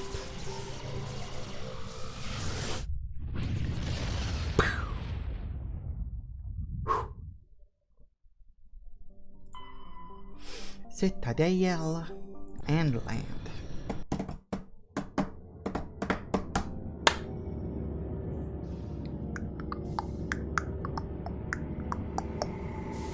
Now, once you've completed one post-Citadel main quest, doesn't matter which one it is, you only have to complete one. A couple of things happen. When you leave, I'm pretty sure this is the part where we get confronted by someone who wants to inspect the ship. And if you've got high enough speech, you can talk him down, otherwise you're probably not going to get a very good report. But do bear that in mind. Hey, look, all 6 of them, they're all here now. Yay! Anyway, let's go. Equalizing interior pressure. I'm pretty sure I'll just be waiting out here. Atmosphere. Logged. The commanding officer is ashore. Exo Presley has the... But the other thing you can do, I'm just going to pause this briefly while I talk about this. There's a whole bunch of little miscellaneous quests you can run into. Only about 4 or 5 of them. But one of the quests you can run into is actually a quest that is dictated by the childhood that you pick for yourself in the start. So, you know, you can have, you could have been a spacer, you know, the parents were Alliance military and you grew up on ships. You can have the, you were alone on a planet where your planet got raided by slavers. Or there's the one where you grew up on, like, Earth in the slums and you fought your way up.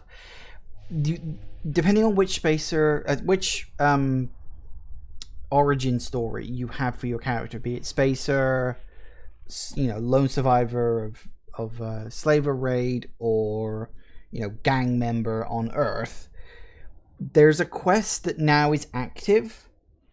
Obviously I picked spacer background, so I've got to go and find a very specific person, but it's a different person for each one. I can't remember what the other 2 are off the top of my head. It's been a while since I tried playing anything other than Paragon. So that's just the thing that you can do. But it's worth keeping an eye on. Also level that up.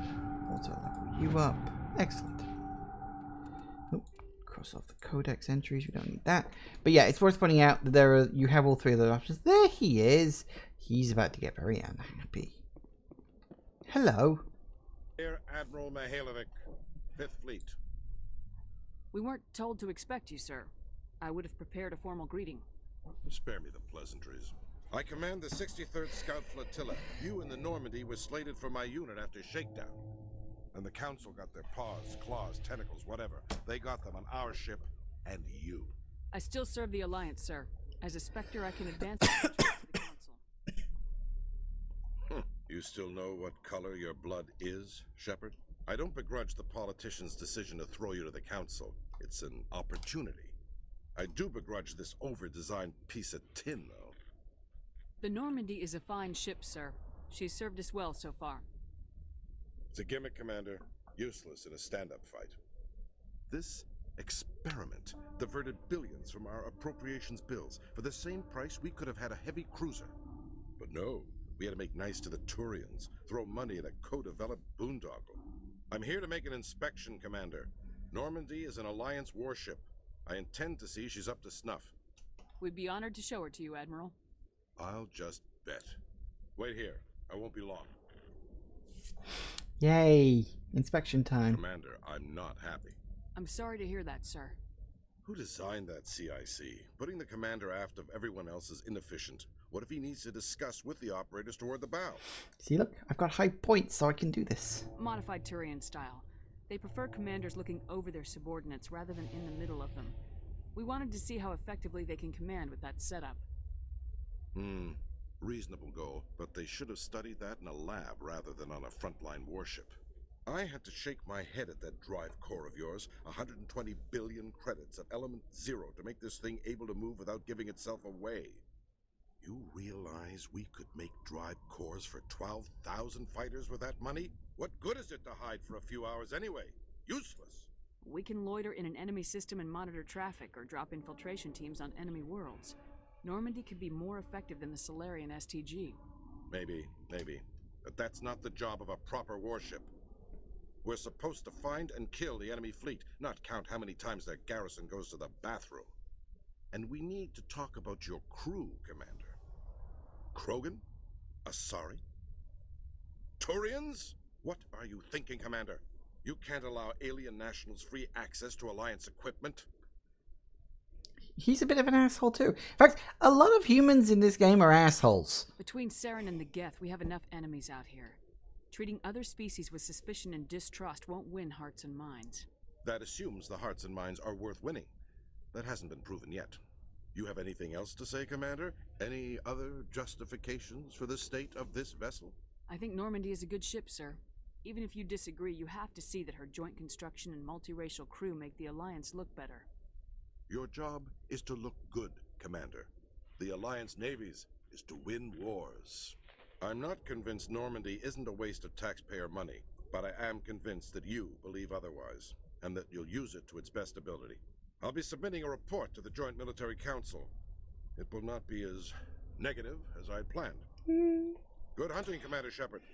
Make us proud. It's actually one of the few games where it's actually worth putting points into like speech and stuff, because a lot of games you can kind of just bluff your way past a lot of speech check stuff, or you can find all the routes. In this game, it's actually useful. Struggling to understand why a computer system catastrophically overloaded. Oh yeah, that was that gambling one I did. Are reportedly unsure of what caused the malfunction, or even what the system Zero was says less Roddenberry and more Tarantino. is investigating the possible vandalism Yeah, or well. misuse of public property. What, you mean because everyone's an asshole? Yeah, well, I get that.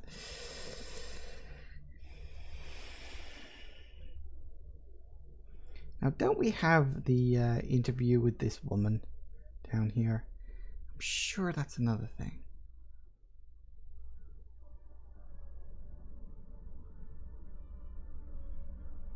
Hang on a second, let me just... Oh, yeah, there she is. Yes, 1 second. We had... Now, interestingly enough, Asari Diplomacy, that is a assignment that you can pick up now if you speak to Nassana up in the Citadel Embassy section.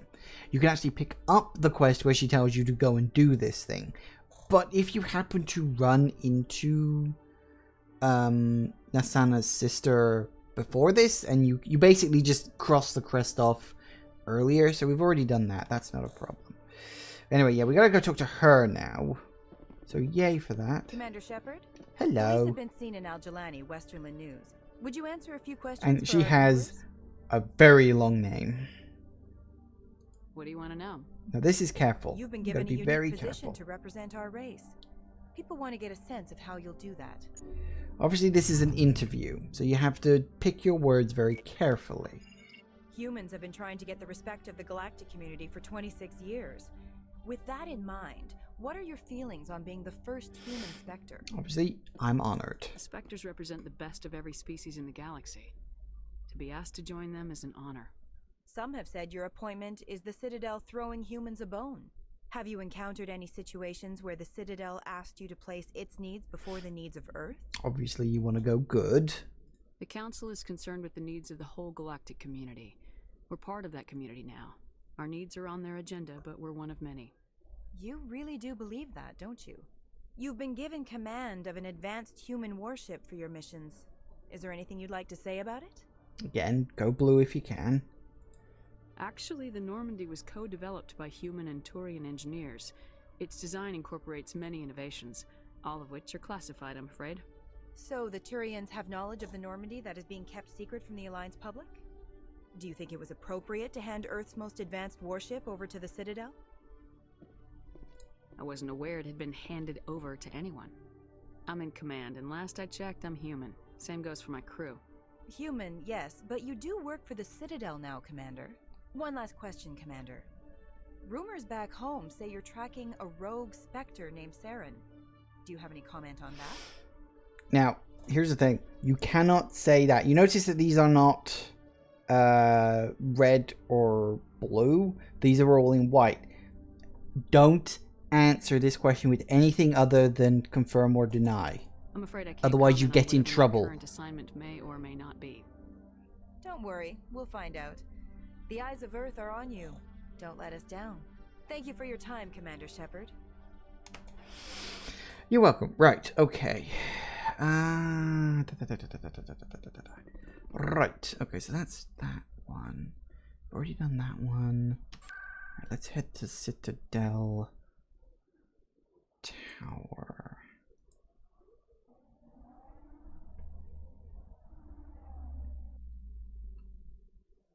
Somewhere around here. There she is. Hello again, Commander. I've got a proposition for you. Since you helped me get information on the crime syndicate, I've gotten a lot more backing from my publishers. I'm investigating traffic controller conditions now, and I wondered if you could help. That seems like a step down from wide-scale corruption. Actually, in a way, it's more important. This isn't about people getting rich. This is about safety. I've heard rumors that the space traffic controllers are overworked to a dangerous degree. I can't get into the control room, but you could. If you planted a bug inside, I could crack the story. If you crack this story, what's likely to happen? Ideally, there will be calls to improve working conditions by hiring more controllers and upgrading systems. The Council won't pay for improvements voluntarily. This story will provide that pressure. What will this bug allow you to pick up? Just audio and video. I'm not trying to tap into the traffic control system if that's what you're worried about. I just need to hear and see them in order to correlate their activity with traffic efficiency. Everyone knows space traffic controllers are overworked. How is this news? There's a difference between overworked and dangerous. Traffic at the Citadel has increased by 300% in the last century, but traffic controller resources haven't kept up. We already have several last-minute wave-offs per week. Do we have to wait for a full-blown disaster? This bug you want me to plant, could it interfere with traffic signals? Absolutely not. I made certain that the frequencies it uses won't interfere with anything. I can't promise anything, but I'll see what Excellent. Just place it on a... All Thanks right. again for your help. In the long run. Alright.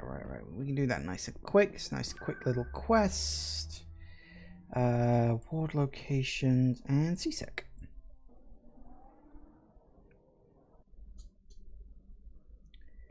Right, up here.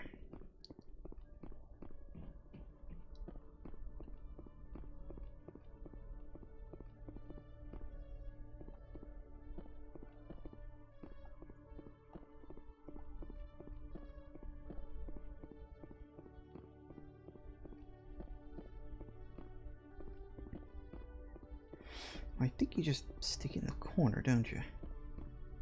Inconspicuous location. Yep, that's nice and inconspicuous. No one noticed me at all. Just gonna walk on in, slide across the corner, plant a bug, and then slide back out again. No one noticed. You would hope, anyway. Alright. So we can turn that back in. Okay, that's Citadel Tower. So we've done that one. We still got to do that one. All done. I'm already getting readings. This is gonna make a great story. You're welcome. Thank you so much for your help. Here, this is everything I've got from my publisher's budget. It was no problem. Good luck with your story. It deserves to be heard. I appreciate your support. I hope this will save some lives in the long run. Thanks again for your help. I'm going to show this to my publisher. Woo! I get some Paragon points out of it too. Yay! Alright. Okay, so that's that one. We need to... Oh yeah, we're going to get to that annoying place. We can go to... Financial District.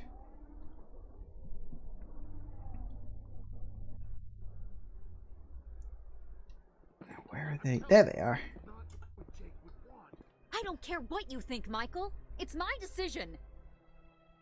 I know you're hurting, Rebecca, but don't let your grief hurt your baby too. Can I help with anything? Perhaps you can talk some sense into her. I don't need anyone to talk sense into me, Michael. This is a weird quest. I'm not undergoing the treatment. It's just a conversation. Sister-in-law here is pregnant, and she's refused to let the baby undergo gene therapy in utero. I'm certain that she has a good reason. I'd like to hear both sides. My husband Jacob died from a rare heart condition several months ago. There's a chance that the baby could develop the same heart condition, but routine gene therapy can eliminate it. A very small chance, Michael. And extranet reports say the therapy could harm the child. It's less dangerous than the genetic enhancements that every soldier in the Alliance receives. What are the chances that your child will develop the heart condition? According to the doctors, there's a 1 in 50 chance. And if my baby develops the condition, medical treatments are available. Which are nowhere near as effective as simply getting the gene therapy. What are the chances that gene therapy could hurt the baby? 1 in 300 at most. But extranet articles say there could still be long-term complications we don't know about. Don't you understand? If my baby is that 1 in 300, I will always wonder if I killed my baby for nothing. So, this doesn't really affect anything. Like I said, this is a strange little quest. It's these two people, they're having an argument, and you can just interfere. It doesn't lead to anything. I think if you convince them to have the gene therapy, you see them in the second game, they're just like miscellaneous characters standing at the side deciding what to do with the baby. That is it. There's literally nothing else to this. Why this is a quest that, you know, Shepard as a Spectre needs to do, I don't know. I mean, it really, really is the thing. So, you know, you let her choose, you get the treatment. I don't think there is actually like positive or negative karma around all this. It really is just two choices. And I don't think it has any greater or lesser effect depending on which one you do. I mean, personally, I'd say get the treatment because I think it's worth it in the long run, you know. If I could have had a treatment so that I didn't end up with the illness I had, trust me, I'd take it in a heartbeat. But what you gonna do? Anyway, I say get the treatment. For what it's worth, I think you should consider undergoing the therapy. I don't care what you think. Who are you anyway? It's my child. It's my decision. Wouldn't your husband have wanted to give the baby a better chance than he had? But what if it ends up killing a child who would never have developed the condition? What then? Then you'll know you did all you could to keep your baby safe. That's all you can do. Don't you understand? I can't lose this baby. This is all I have left of him. I mean, I guess it's an interesting ethical and choice. You and that baby are all I have left of Jacob. I can't lose you. Either of you. Not after this. Then why didn't you just say that instead of yelling at me? I was scared. I'm sorry.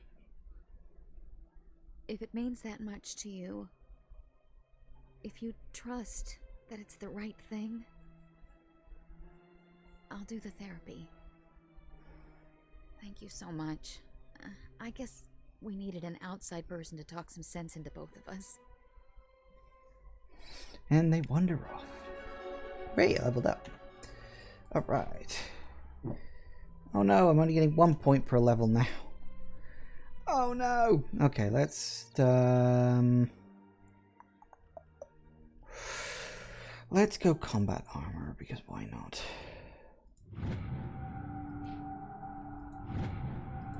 Excellent. Okay, so there's one other quest. Done that one. Just done that one. That one's already done. Done that one. So the only quest I've got left to do is the one that's determined by my character selection. The one that's, you know, going to be about me being a spacer. And it's really annoying because the only way to get to this guy is you have to go into that sort of halfway place, which is down here. It's really, really irritating to get to because you have to go through an elevator and you got to talk to this guy 2 times, I think. So you have to go through here once, then you have to come back out of here to get to a fast travel point, and then we got to go all the way back to the ship. Then we got to leave the ship, so we got to go through 4 elevators to do this A quest. veteran soldier who won the love of his troops during conflict with the Batarians died of natural causes. Yes, I'm sure he did. Kahoku is survived by his wife and 3 children, who are planning a small private memorial service.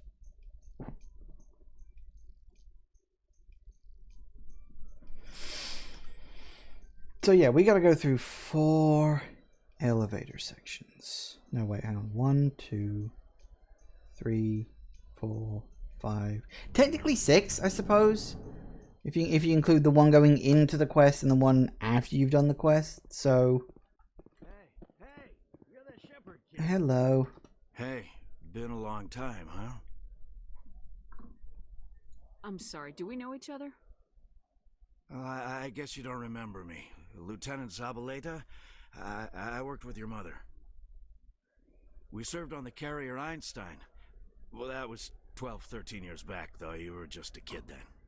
I guess you're not in the service anymore, huh? Yeah, retired, yeah. You know how it is. Times are tough for vets. They always are. I didn't see her much that tour. The ship was on patrol most of the time.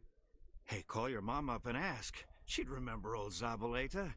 She'd vouch for me. Look, I need a favor. I'm kind of short on money these days. I hate hitting you up for money, but a man's gotta eat, right? So, could you spare something? Maybe 20 credits. 20 isn't enough to get you back on your feet, is it? No. I'll just get a meal. You know. Yeah, it's not a problem. 20's nothing. You're a good kid, you know that? Thanks. You ever want to come by and talk, I'll be here. Huh? Can't afford a ticket home, right? Alright. So that kicks off the quest. Which is, yeah, old, unhappy, far off things. Which is a very poetic name for a quest, I think. So, now we've got to get to a fast travel point, go to the ship, use the communication thing to talk to the mother. And we actually do get to talk to Shepard's mother. The Spectre status of one of its operatives. While the unnamed operative has not yet been apprehended, a council spokesman confirmed that corrective actions had been taken. Hey, that's me. I do think it's interesting, actually, because if you go with the, Earthborn or Survivor startup, your parents are dead. I think in the Survivor one, your parents are dead. I think in the Earthborn one, you just don't know who your parents are, or if you do, you just don't talk to them. But in this one, they're alive, and you talk to them like you can talk to them. You can actually listen to you can find out who your mother is, which I think is a nice touch. Where's the nearest fast travel point? I have no friggin' clue.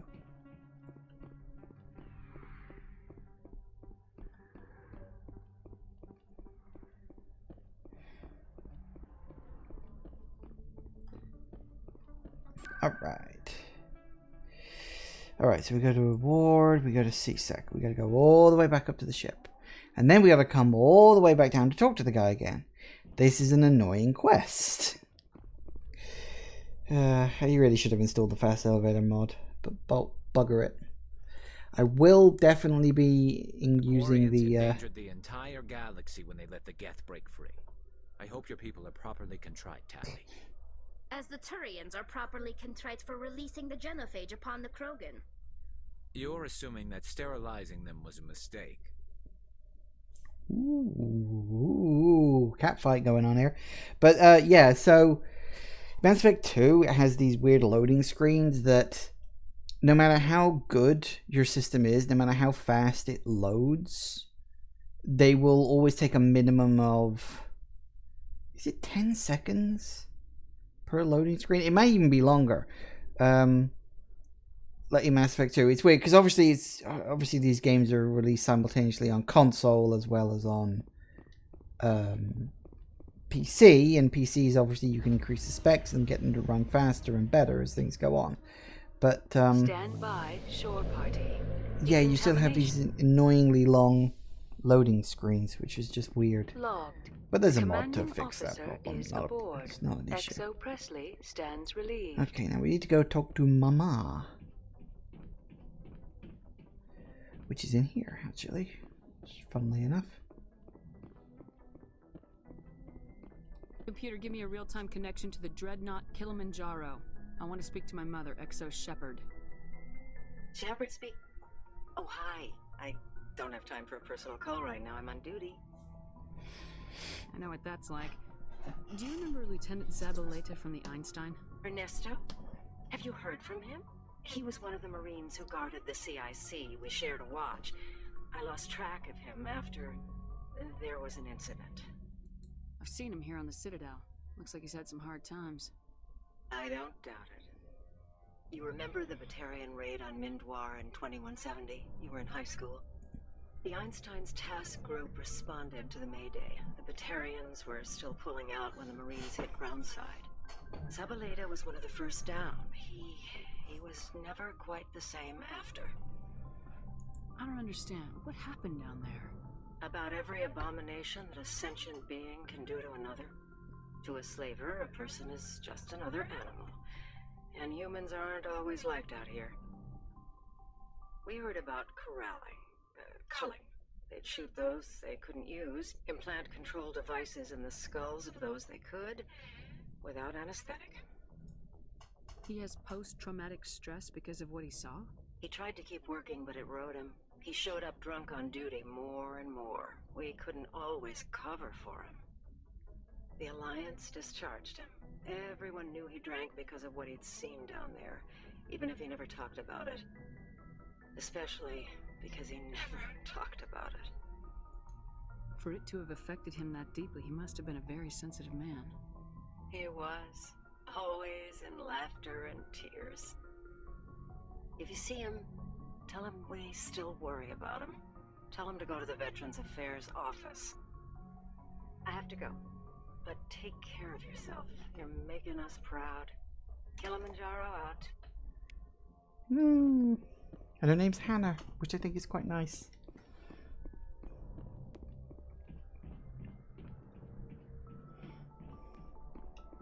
Alright. And now we gotta go back and talk to him again. Oh yeah. Equalizing interior pressure with exterior atmosphere. Logged. The commanding officer is ashore. XO Presley has the deck.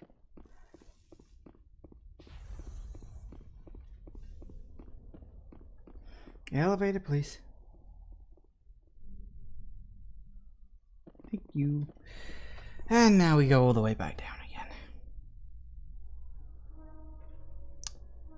It's gonna take a while. Have increases in Citadel traffic endangered our safety? Emily Wong offers an inside look at the dangerous world of space traffic control. Yay! I do like the little news bumps you get during the elevator ride. It's a bit like the radio system they had in in Fallout, where where you have Three Dog who either praises you or calls you out for your actions depending on what you do throughout the Capital Wasteland, which I think is a nice touch. It's always nice to feel like you're actually having an impact on the world around you. What's the best? If we go wards access, that's probably the closest one.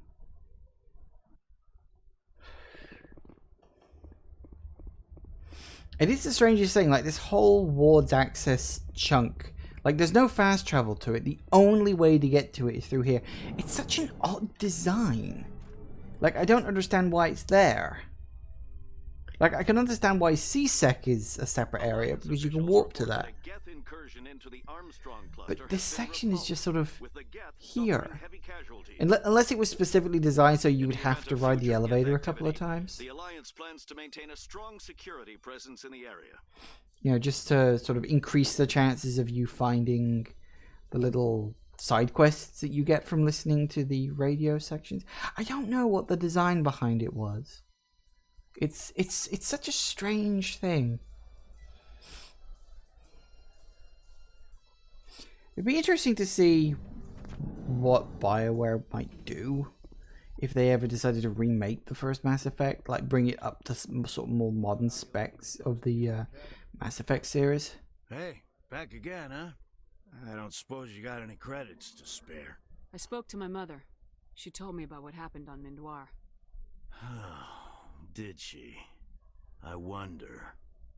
People tied like prize hogs, locked in cages, clawing and screaming as they're loaded into cargo pods. And we couldn't reach them. The Batarian defenses had us pinned. Dozens died trying to advance. All we could do was watch as they hauled people away. I've been looking for 13 years for something to make that sight go away. What have you got, huh?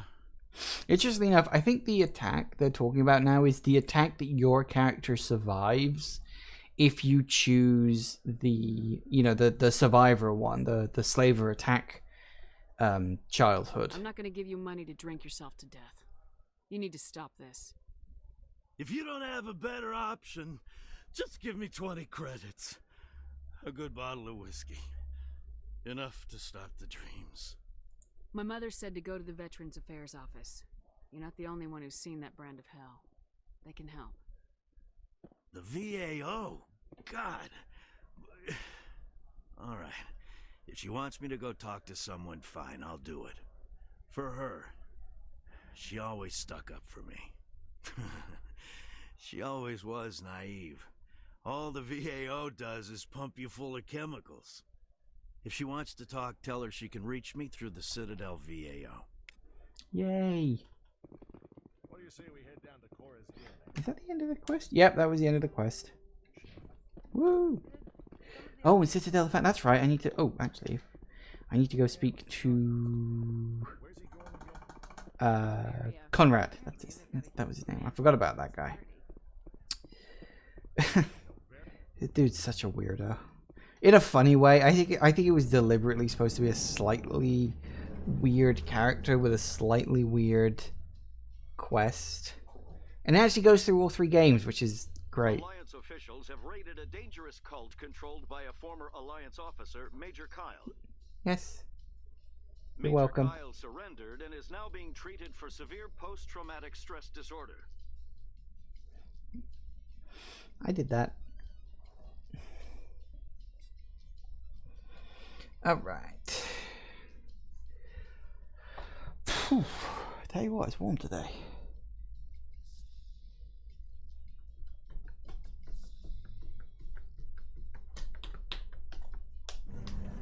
Okay, good. So we can talk to Conrad, then we can get the bloody hell out of here.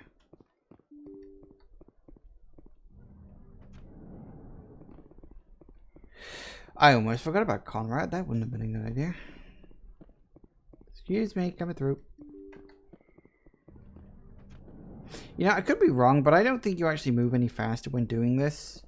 It's just the camera just zooms in and makes it look like you're moving faster, but I don't think you actually physically move any faster, which is irritating as hell. Hello. There are rumors on the extranet that you've been made the first human Spectre. That's incredible. Being a Spectre is a big responsibility. I just want to make humanity proud. The vids are all talking about Commander Shepard fighting for all of us back home.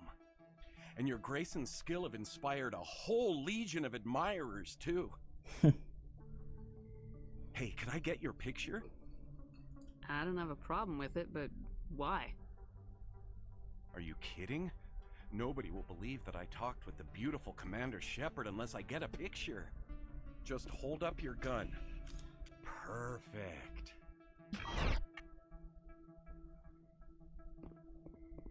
Thanks again, Commander. I'm gonna hang this in my living room. My wife will love it. Yes, I'm sure she will. You only move faster if you're flagged as being in combat? Yeah, that wouldn't surprise me, really.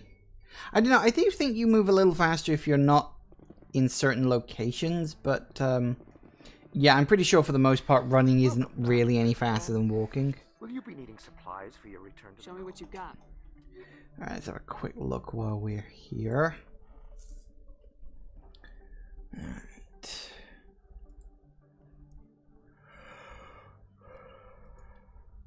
Oh. That's not very good. That's rubbish. Nope. That's definitely not anything I need. Ooh, unique item. Ooh, sure, I'll take a license. Why the hell not? Okay, and actually thinking about it, let me just nip over to the medical section. See if she's got any more upgrades I can buy. Not sure she has, but I shall check. Yeah, I think the whole running thing was mostly, again, a concession of the fact that this game was also released on console. Just basically due to the fact that consoles couldn't load in fast enough otherwise. Which is one of those unfortunate things. You got anything for me? Yes, Commander. Is there something I can do for you? Let me take a look at what you have. Of course. Armor upgrade, just all upgrades. Okay, that's fair enough. That's nothing too serious. Wow, I have a lot of money. I should spend some of that. I should head to Spectre Requisitions in CSEC. Gotta go there anyway in order to get back onto the ship. Ward and CSEC.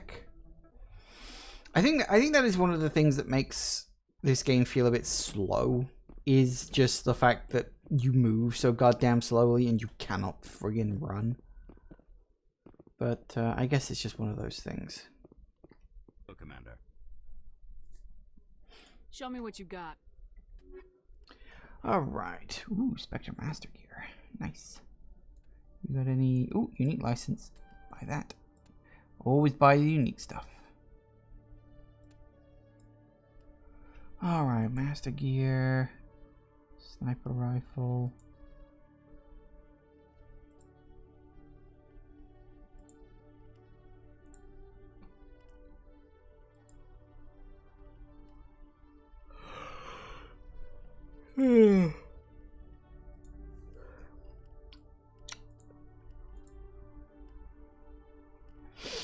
Nothing much, is there? Really isn't. I could buy the Spectre Gear shotgun or sniper rifle, but I don't think I need that stuff. Like, I never use it. Sniper rifle maybe, but my sniper rifle level isn't high enough for real proper use on that yet. And to be honest, the assault rifle is just so good. I just blitz everything with that and I'm done with it. Alright. What are we going to do next? Well, next, we're going to pick up on...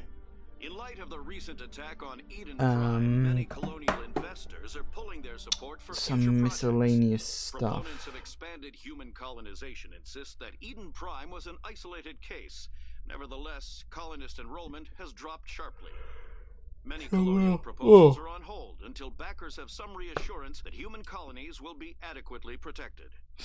I think I may do the Bring Down the Sky DLC, because that's a pretty fun one. And it's quite short.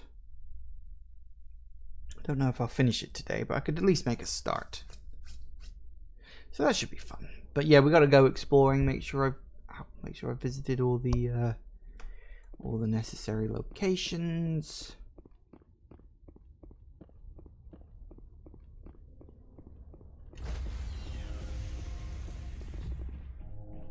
And we're in. Stand by, shore party. Decontamination. Alright. Logged. The commanding officer is aboard. XO Presley stands relieved. Yes, he's very relieved I'm back. Otherwise he'd have to stand up here, and that wouldn't be very good for his legs. Right. Message coming in. Oh. Patching it through. Commander, Ms. Al-Jalani's story on you just aired. She shouldn't have ambushed you like that. But you handled it pretty well. We had differences of opinion, sir. I hope she at least believed my sincerity. You handled yourself pretty well, Commander. She came across like a raving idiot. Just wanted to let you know what the response was back home. I won't keep you any longer. Fifth Fleet out. You're welcome. Right, okay, let me check my big list of locations. On places we have and haven't. So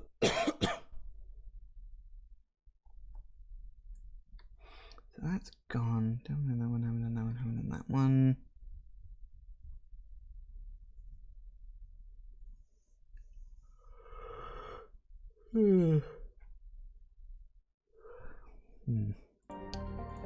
Okay.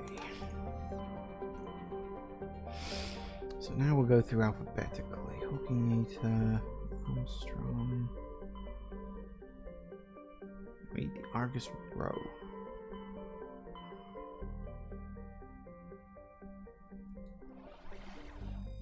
Gorgon? Phoenix, Hydra. No sign of Gorgon. So that's not available yet. Artemis Tower we've already been to. Artemis Tower Exodus Cluster. Oh, that's that, isn't it?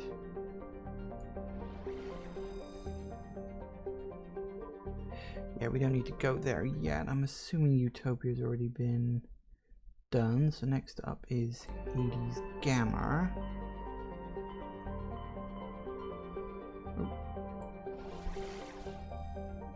Cacus and Plustus.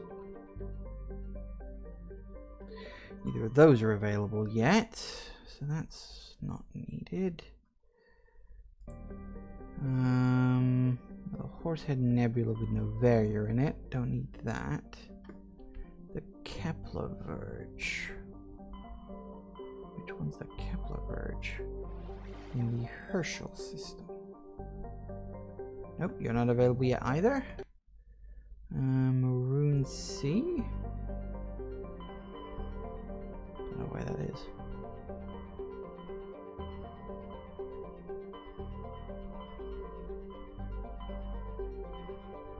Doesn't look like that's available at all yet. And that's the Serpent Nebula, yeah. So yeah, no Maroon Sea yet. That hasn't been unlocked. That doesn't get unlocked until later. Neither does that. Styx Theater? Do we have a Styx Theater anywhere?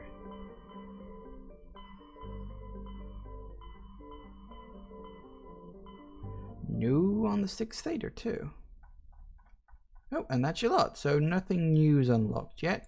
In that case, we shall go straight to asteroid X57, which is the Exodus Cluster. Yes, I would like to go there. Exodus Cluster. Asgard. So bring up the map.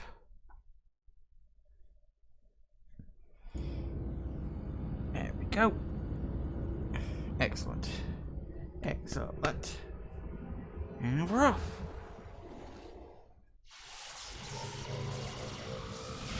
Thunk.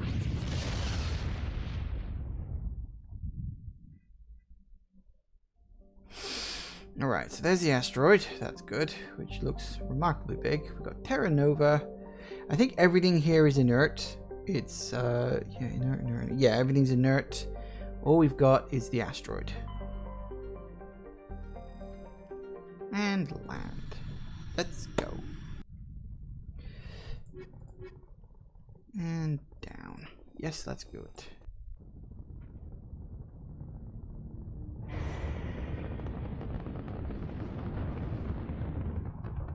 Status. Sensors reveal 3 fusion torches propelling asteroid X57. At its current rate of acceleration, the asteroid will collide with Terra Nova in approximately 4 hours. Analysis. Torches must be disabled to cease the acceleration.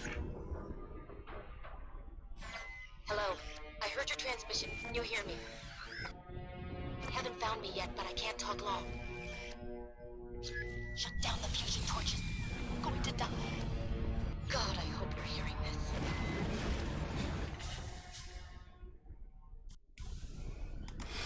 I quite like this DLC. You just get this one little map. You can see where the 3 main areas are. You can see a transmission tower, yada yada yada. But there's a whole bunch of stuff here. Like, the map is a lot more complicated than you think. As you can see right here, for one, there's a thing buried away in the bottom corner of the map, which looks cool. Also, the site is just really, really good. Like, you can just see the planet there. It never actually gets any closer. You know, there's no actual, like, oh no, we have to do this in X amount of time. It just, you know, you have as much time as you want. You can even leave the planet and come back if you want. Victim was badly beaten before being killed with a pistol shot in the back of the head at close range. It's likely he surrendered, only to be executed by his sadistic captors. Survey station number 3, final entry, logged by engineer G. Mendel. Central transmission tower is on the fritz again. No one ever listened to my warnings about a single point of failure. I'm surprised our surface comms work half as well as they do. When Slaj shows up to relieve me, I'll go see if I can get the old girl up and running. Well, that didn't look too good, did it? Guess he didn't make it. Alright.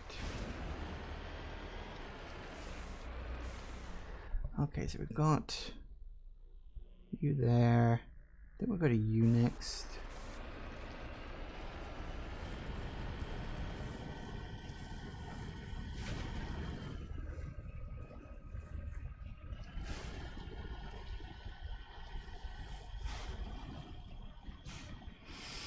Giant ass bleeding torches.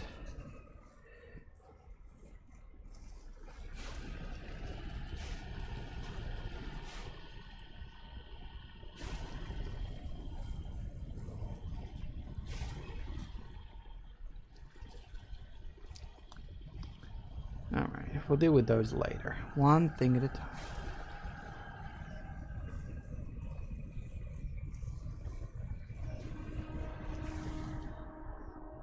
That's a good look. I like how the one side is actually burning, like which would technically mean we're close enough to be like in the atmosphere of the planet, I guess. But I don't think that's actually the case. I think it's just one of those little. If you do that, you look, you get all the bonus stuff dotted around. Anyway, yeah, we need to go down here and deal with this. Headed in the right direction. I know. I don't know who you are, but I'm damn it.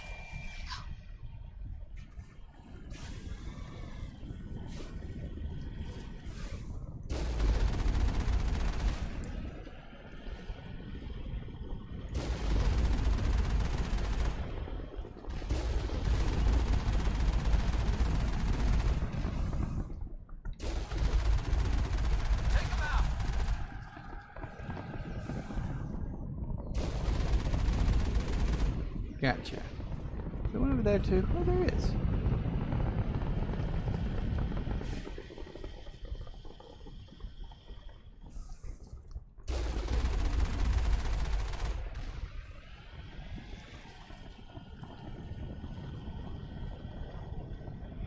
Alright, we should probably shut the giant rocket flamer thing down, shouldn't we? Seems like the thing to do.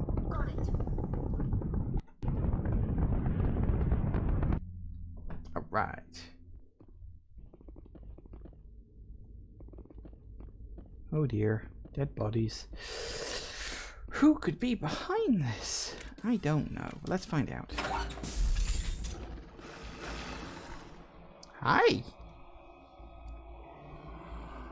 Batarians. Harak! Check! Check! Say hello to Batarians and some Varen. Fun things about. Whoa, that worked well. Oh, bastard hit me with an overheat thing.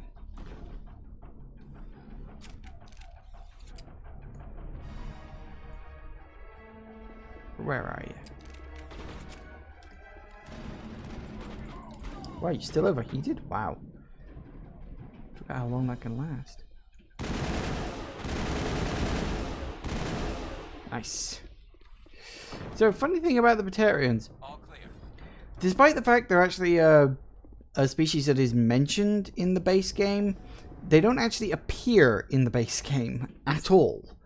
They only appear in this DLC in Mass Effect 1, which is weird because in Mass Effect 2 they have a much bigger role, like as a species, because they're kind of like the direct rivals of humans when it comes to like spreading out in the galaxy. Like in terms of our species requirement, they're remarkably similar, and we often vie and indeed fight over what planets we can settle on.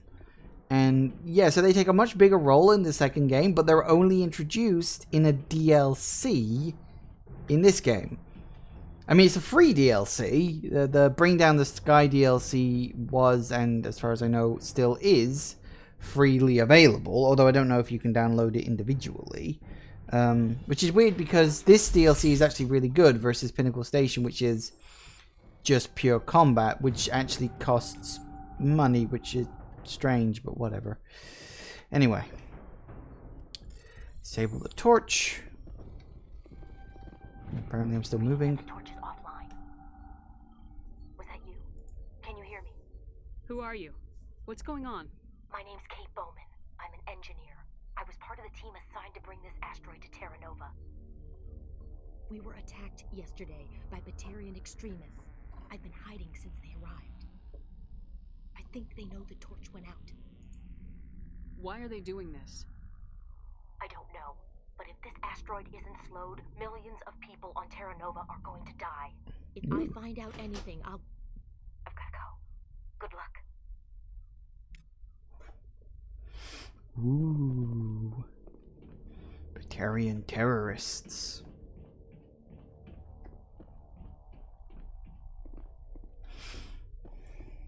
So yeah, I mean, I guess it was an interesting choice. I mean, I guess they just didn't design the Batarians. I mean, maybe they only like shoehorned in Batarians because you can only load the Bring Down the Sky DLC.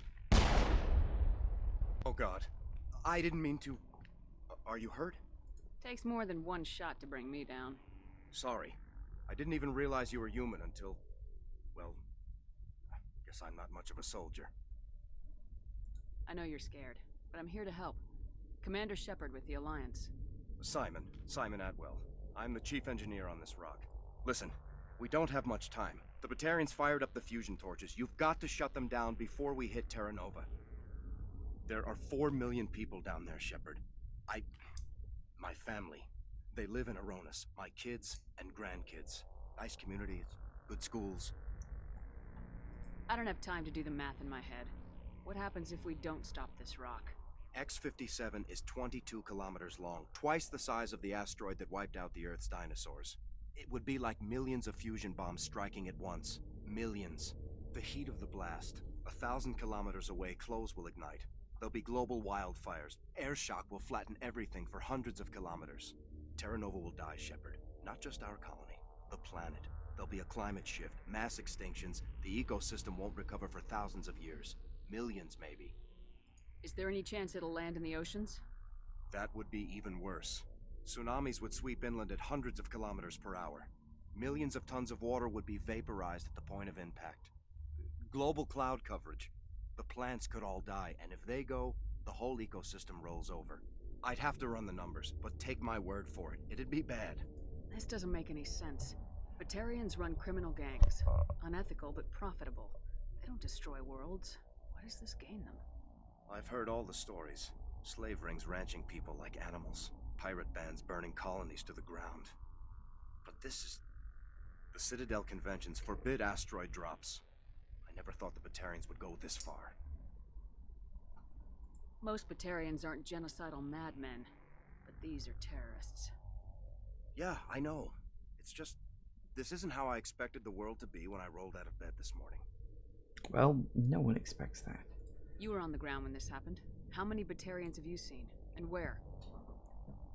They landed at the main facility. It's locked down now.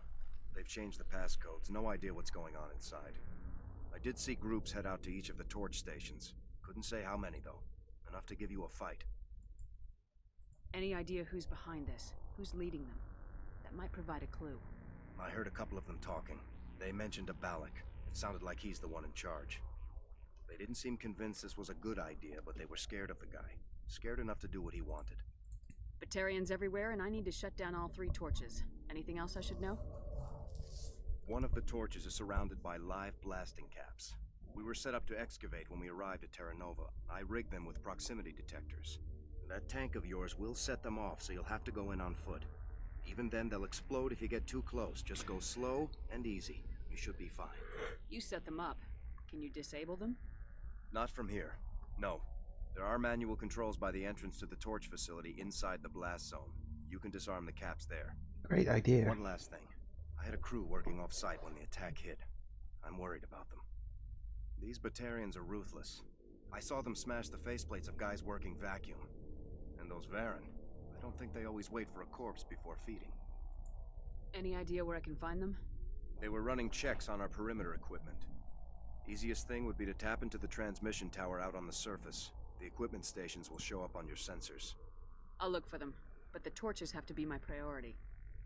Yeah, you're right. Saving Terra Nova is more important than my team. There were a bunch of engineers over at the main facility, but they're probably all dead. That or being held hostage by the Batarians. A woman named Kate Bowman contacted me. The Batarians haven't found her yet. Katie's alive. She's one of my best engineers. She signed on with her brother, Aaron, I think his name is. He's part of the security detail. I hope they're okay. So we can go through all that, but I think I just want to get on with it. Better find a good place to hide. If the Batarians come back and find you... Yeah. I think I'll make myself scarce. Good luck, Shepard. Maybe I can actually finish this off today. That would be nice. Alright. Let's head back outside and head on off. Okay then, right. So we have you up here, big question mark.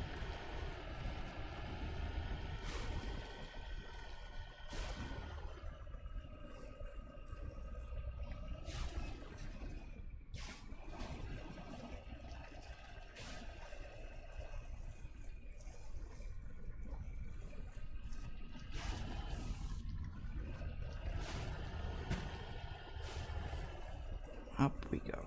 There we go. That's good. Little higher and up. Hello. I do love the red around the edge on that. I think that's just such a nice touch. Computer with operation logs and personal journals for a small pirate music station operated by X-57's engineers. It includes scripts for several promotional messages, none of which appear to have been recorded. Yeah, didn't really work out well for him. Nope. Tempting, but no. Alright, so we got that one. Now we go this way, is it? Yeah, it's down here somewhere.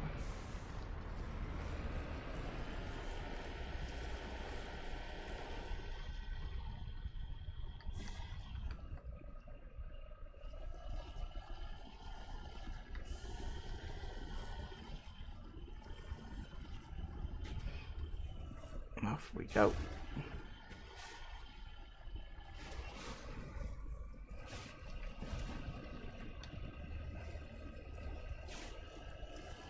Around and over. There they are. I think this isn't really like, I don't know, does this classify as a side mission? What about there's 2 missing engineers? Yeah, so it does classify as a side mission. So there you go. So doing this will just get you some nice stuff. No reason not to when you're trying to play the good guy. Nice.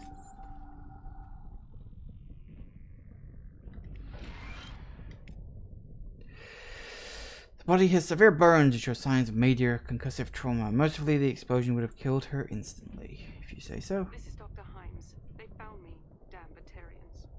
I can hear them out there prowling around, trying to find a way in. It sounds like they're attaching something to the door. If I don't make it, tell my family I love them. Ooh. Good for her. They didn't make it.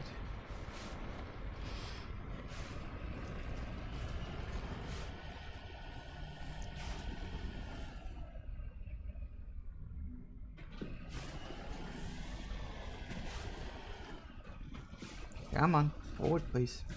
Stop bouncing. Move forward, thank you. So, yeah, next up, we go to that one. That's sort of next up on the list.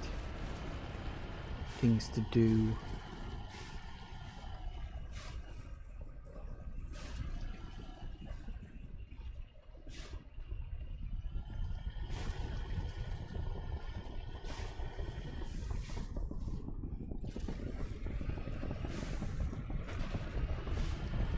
As you can imagine, you really don't want to enter that circle of lights. Warning. Ground penetrating radar detects anti-vehicle demolitions nearby. Proceed on foot.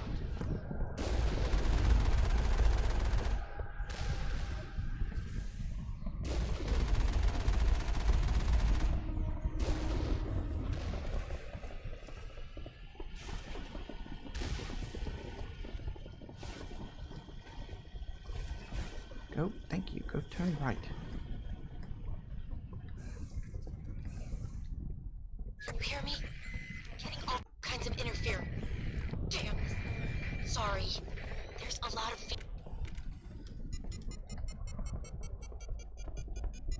That's it. Bag 'em attack. Squeeze the way through. Yeah, sure.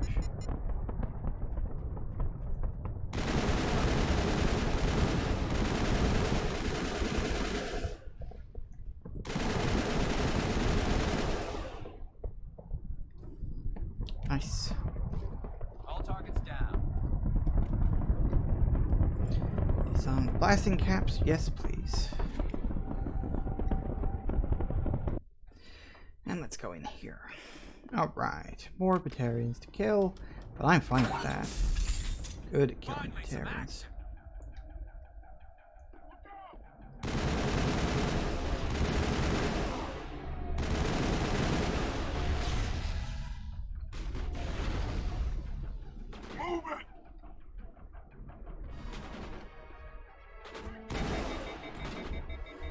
God damn it.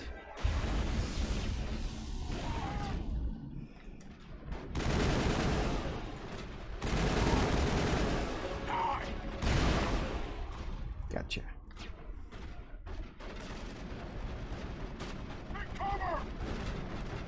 They're still up there.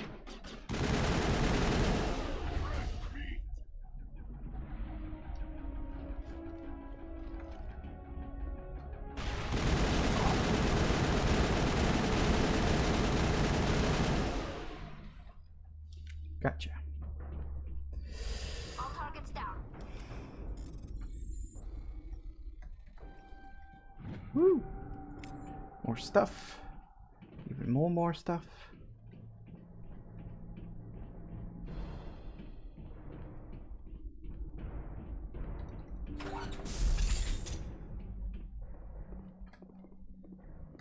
And disable another torch. Are you there? You've got to hurry. You really pissed them off. Their leader's setting charges everywhere. I think he's going to blow this whole facility. Get away from there! Don't shoot, please! No!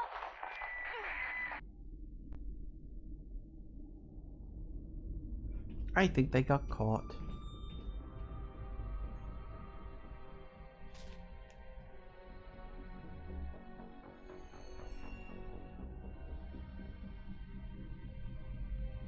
Who's shutting down the torches? I won't ask you again.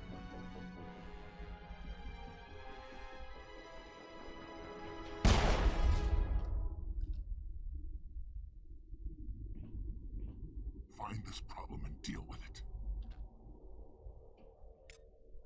Get her out of here! Ooh, dear. He sounds pissed. Wait till he has to face me.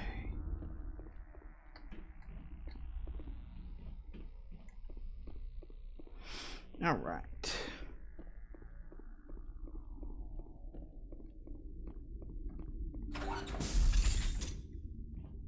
Aha, storage locker. Yes. Woo. No. Gotcha.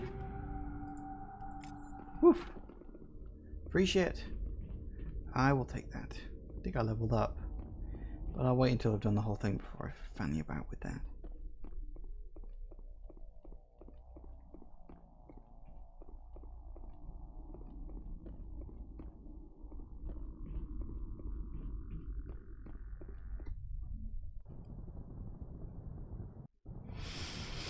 Alright. Now where the hell did I park the car? It was over here, wasn't it? There it is.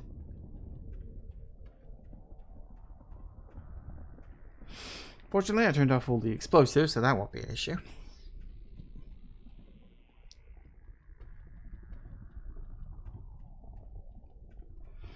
So we can just hop into the vehicle and then head on off. I think I'll do what I can to try to polish off this DLC today. So next up, next torch. So sort of next up on the sort of rough route I take through the area. We'll be fine.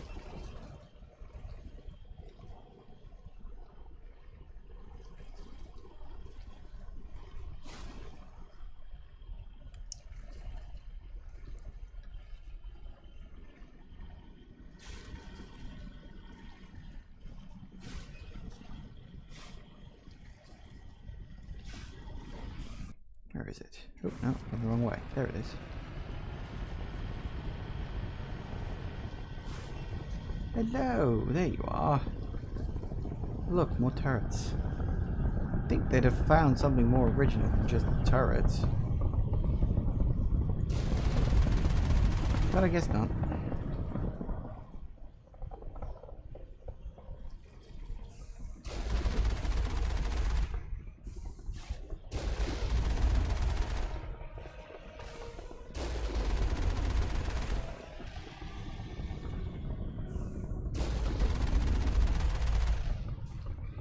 Where's the other one? Woo, missed. Alright. Obviously the DLC doesn't just end when you shut down all 3 torches, because you gotta deal with the bad guy too. Good old Balak. Hello.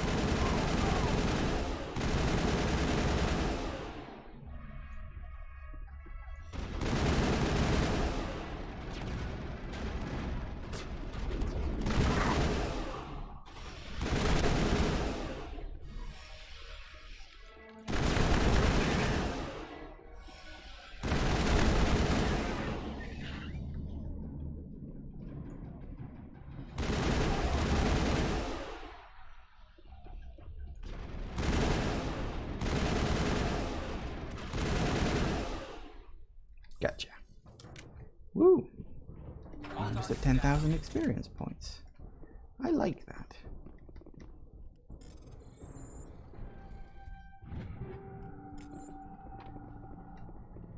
In fact, no, I'm almost at 100,000 experience points, not 10,000. I misread the number. But that's nice. You don't get anything for it.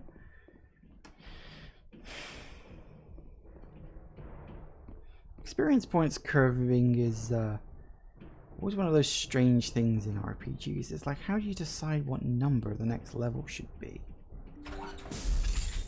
Should the number always double? Should it go up in some kind of weird curve? Should it just be the same amount for every level that you get? It's a very hard decision to make.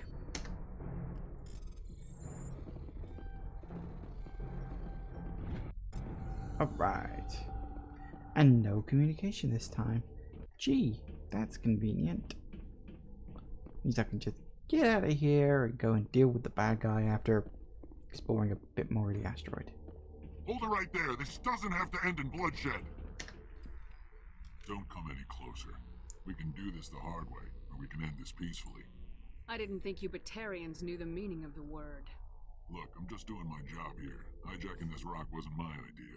I signed on to make a little profit. A quick slave grab, nothing more. This isn't just a slave grab anymore.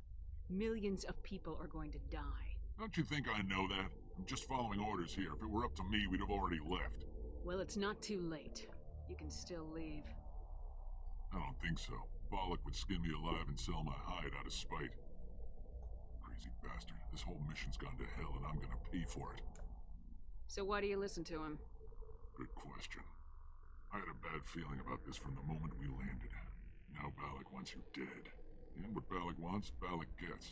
I can't change that. Do you always want to be second in command? Get me out of here and I'll take care of Balak. Then you can start giving the orders. Huh. An interesting proposal. It certainly has benefits over the current situation. Shut it down. This is Balak's problem now. I hope you're as quick with a gun as you are with your promises. For both our sakes. Balak will get what's coming to him, and so will you if I ever catch you in human territory again. Are we clear? Perfectly. Balak's holed up in the main facility. You'll need this to get in. Don't underestimate him. He's a mean bastard. Let's go. We're getting off this rock. Hey. And you never see that guy again. You think like, oh, you know, if you let him go, maybe you'll run into him again. No, you never see him again. At least to the best of my knowledge, you never see him again. I don't think he pops up in 2 or 3.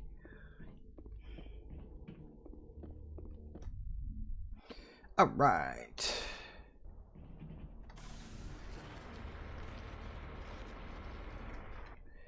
Alright, so we go north. North-ish. But mostly north.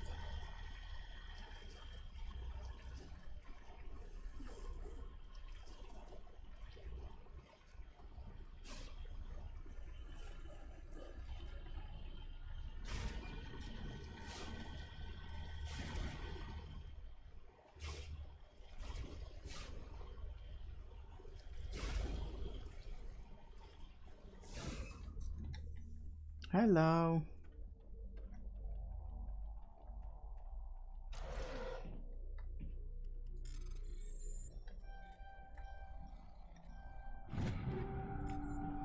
Let's go. Civil Log Station 2, final entry. Communications are down. There are non-corporate dropships landing near the main facility. There are flashes of light over the horizon. I can't be certain, but I'm guessing it's heavy arms fire. As per emergency protocol, I'm arming the defense drones. I'm not waiting for my pickup. I'm going to investigate. Oh dear, here come the defense drones. Where are they? There they are.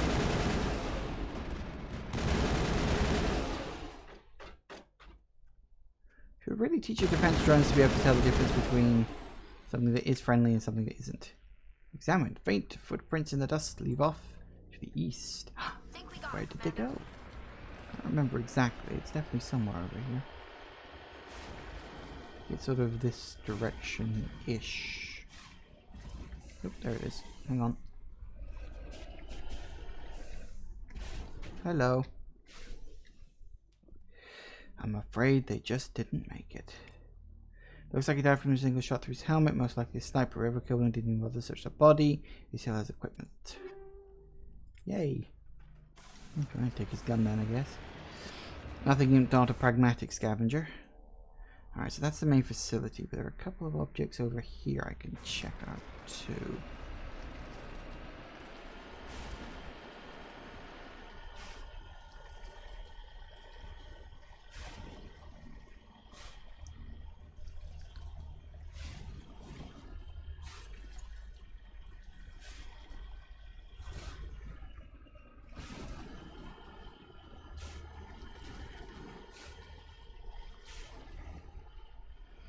Alright, here's the main facility entrance. Of course, guarded by bleeding, whatchamacallit, turrets. Moving ones for some reason.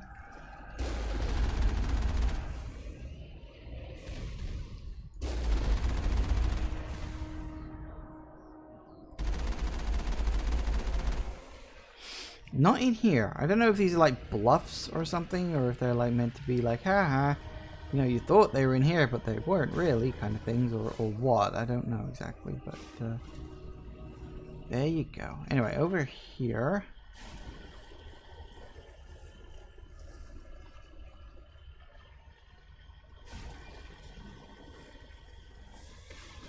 What the hell?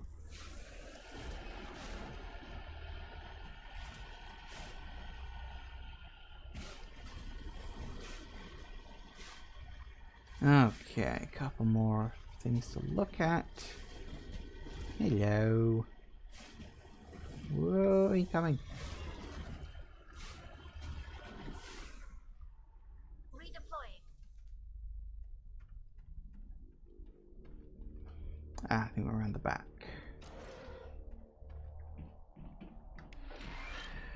It's just more Medigel that I almost never bloody use. Ooh, station log. Reader lists complete cargo manifest of the containers outside. It's mostly uninteresting. Integration of parts for prefabricated work shacks. Footnote catches your eye. Explosives moved to grade reference. Blah blah blah blah blah. Which I think is north. So the design of this is quite nice. It's one of those ones where you don't really have to explore too much. Most of the important stuff is marked on your map in one way or shape or another. I think this is the only place it doesn't have some kind of thing that will mark it on your map. But you've got to find this one just by exploring naturally and then go from there. But that's fine. So we head on up. To here. What we got? 8 minutes. Yeah, I can polish off this DLC in that time. If we have to go over by a couple of minutes, we can. Not a problem. Not in the long run, anyway.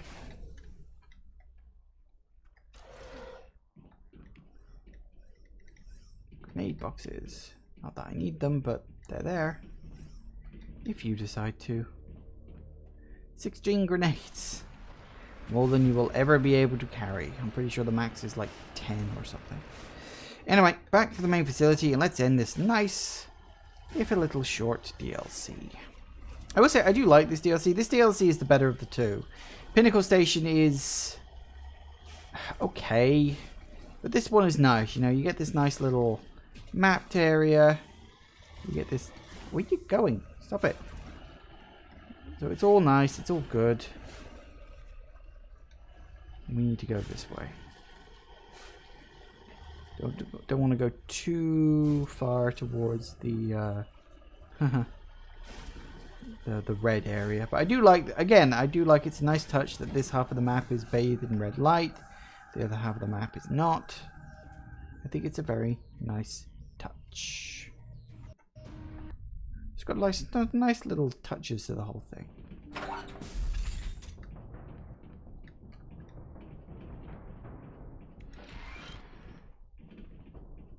Or grenades, you know, if you need them.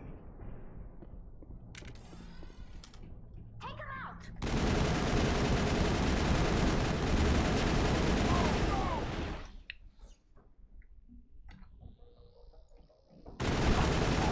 Gotcha.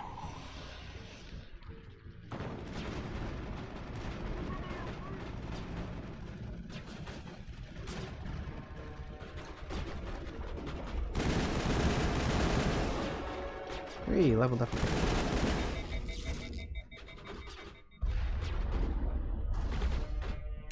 Where are you firing from? Stop being overheated.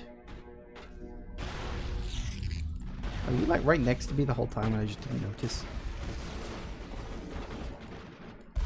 Stop being overheated. God damn it.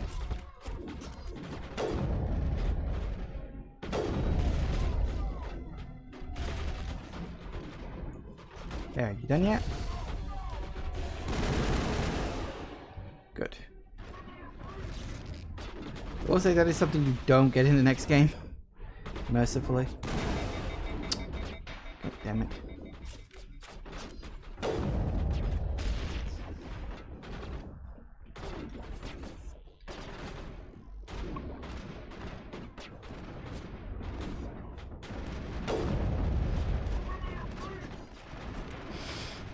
Oh, good.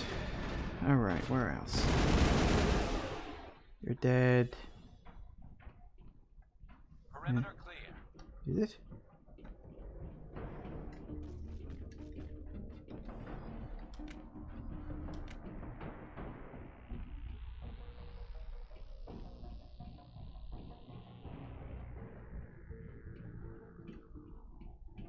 Oh, white. Hostile spotted. Must be upstairs. Knew there had to be one kicking around somewhere.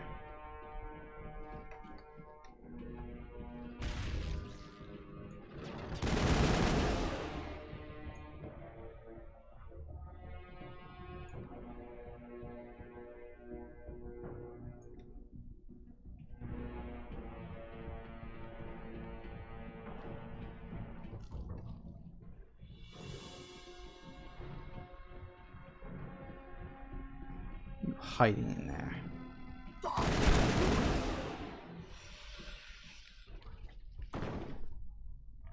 You humans. You're almost more trouble than you're worth. Let the hostages go, and maybe you'll live long enough to explain yourself to the Council. I don't answer to the Council. Or to you. I'm leaving this asteroid. If you try to stop me, I'll detonate these charges, and your helper and her friends are all going to die. I can't just let you go, Balak. Not after what happened here. This is nothing. You humans have done far worse to the Batarians. We've been forced into exile, forced to survive on what we can scrounge up. It's been like that for decades. Why take it out on these people? They didn't do anything to you or the Batarians. Didn't do anything. Aside from colonizing a world that could have been ours. Aside from using resources that should have been ours. We were left to defend ourselves. But the humans were stronger than us. We knew that. The Council knew that. But it didn't matter. It was you. You and your kind are the only reason we're in this position. How does killing innocent people make up for that? We had no other options. Sometimes you need to get someone's attention before they'll listen. That's why we attacked you at Elysium. That's why I'm doing this. You forced our hand. You attacked us first. When we retaliated, you ran off to the Council hoping for help. When you didn't get it, you hid. You've got no one to blame but yourselves. Enough! You couldn't possibly understand. Actually, you just don't want to understand, and I'm done wasting my breath. Now, if you want your friends to live, I suggest you step aside. So you can attack him, and the hostages die, and that's obviously renegade points, or you let him go to save the hostages, which is Paragon points. So I'm playing Paragon, so... You can go, but this isn't over. I'll find you eventually. Maybe. But I made sure you won't follow me today. Those charges are still on a timer. Better hurry if you want to save your friends. Oh dear. Right, time to go. Okay, so yeah, you still have to fight, and you still have to run around and do a bunch of stuff. It's a bit like that first mission back on Eden Prime. Damn it. Where you've got to disarm the bombs real quick. Alright. Doesn't matter if you get one of those wrong, they don't like blow up early or anything.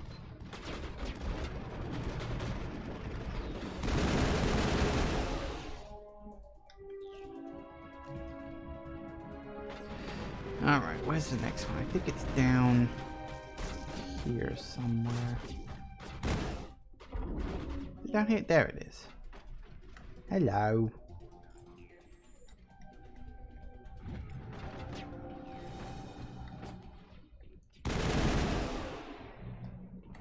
One should be over there, and that's easy. This is just very easy. You pretty much get all the time you want. I'm pretty sure these robots pretty much just keep coming until you finish. Oh wait, is it up? Is it up? I thought it was on the ground floor.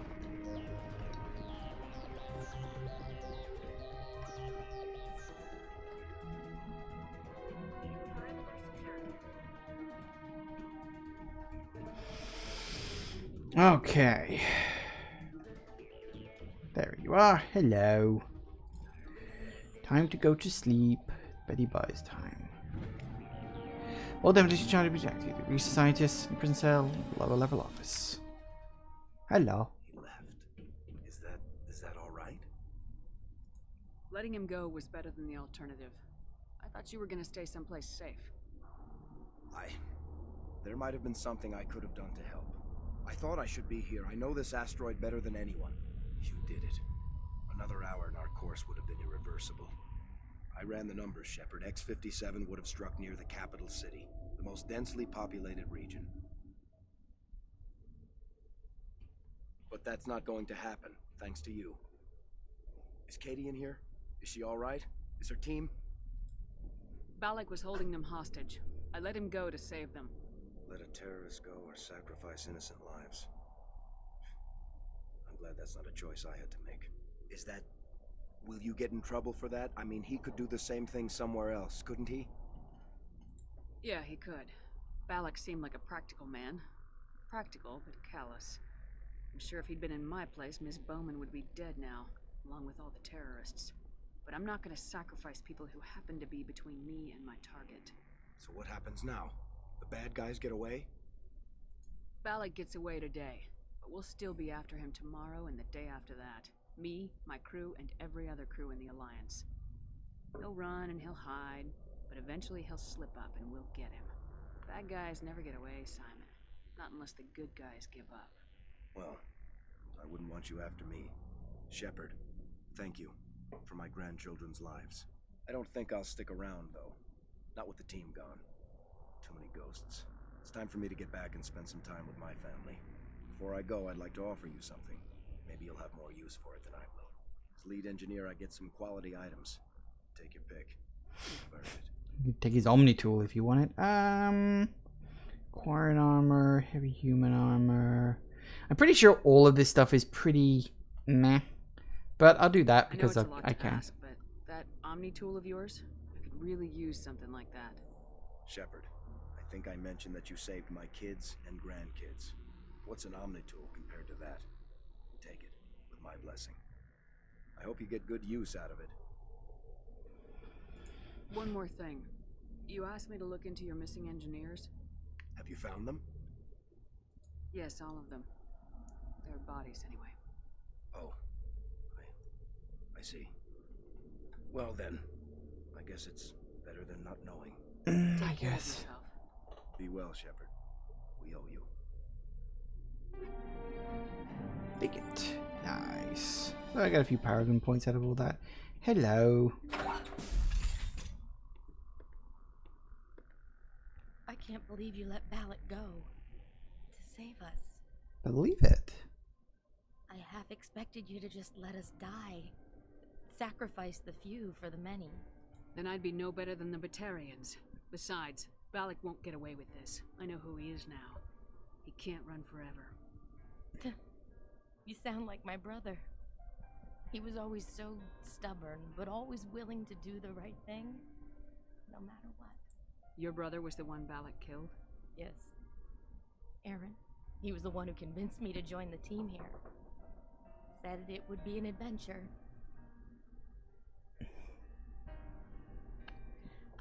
I don't mean to sound ungrateful, but I should see to Aaron. I understand. You've been through enough today. I'll get out of your way. Thank you. I don't even know your name. Commander Shepard, with Special Tactics and Reconnaissance. Thank you, Commander Shepard. You're welcome. Not exactly what I expected, but thank you. I'll get out of your way. I appreciate that, Commander. All right. Woohoo. I think that's it. That's yeah, pretty much. And that's the DLC.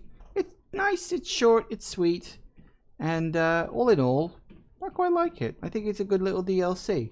Yeah, you can get it done in like half an hour, and it's just a nice little bonus mission that you can play around with. And because you get the asteroid to explore, and they do that little bonus assignment stuff, I think all in all, it's a nice, good DLC. I prefer it to Pinnacle Station of the two, you know? So anyway, now we can get the hell out of it. Where is my car? Oh, there it is. Right. And we can get back to the Normandy. And I think that's going to be it for today, because, yeah, it's already 6:05. So I am going to leave this here. Oh, I didn't level up everyone. Oh, I'll do that next time. So I will give myself, what we got? Increased damage. Yep. Definitely want to do that. And I give myself some more health points. Alright.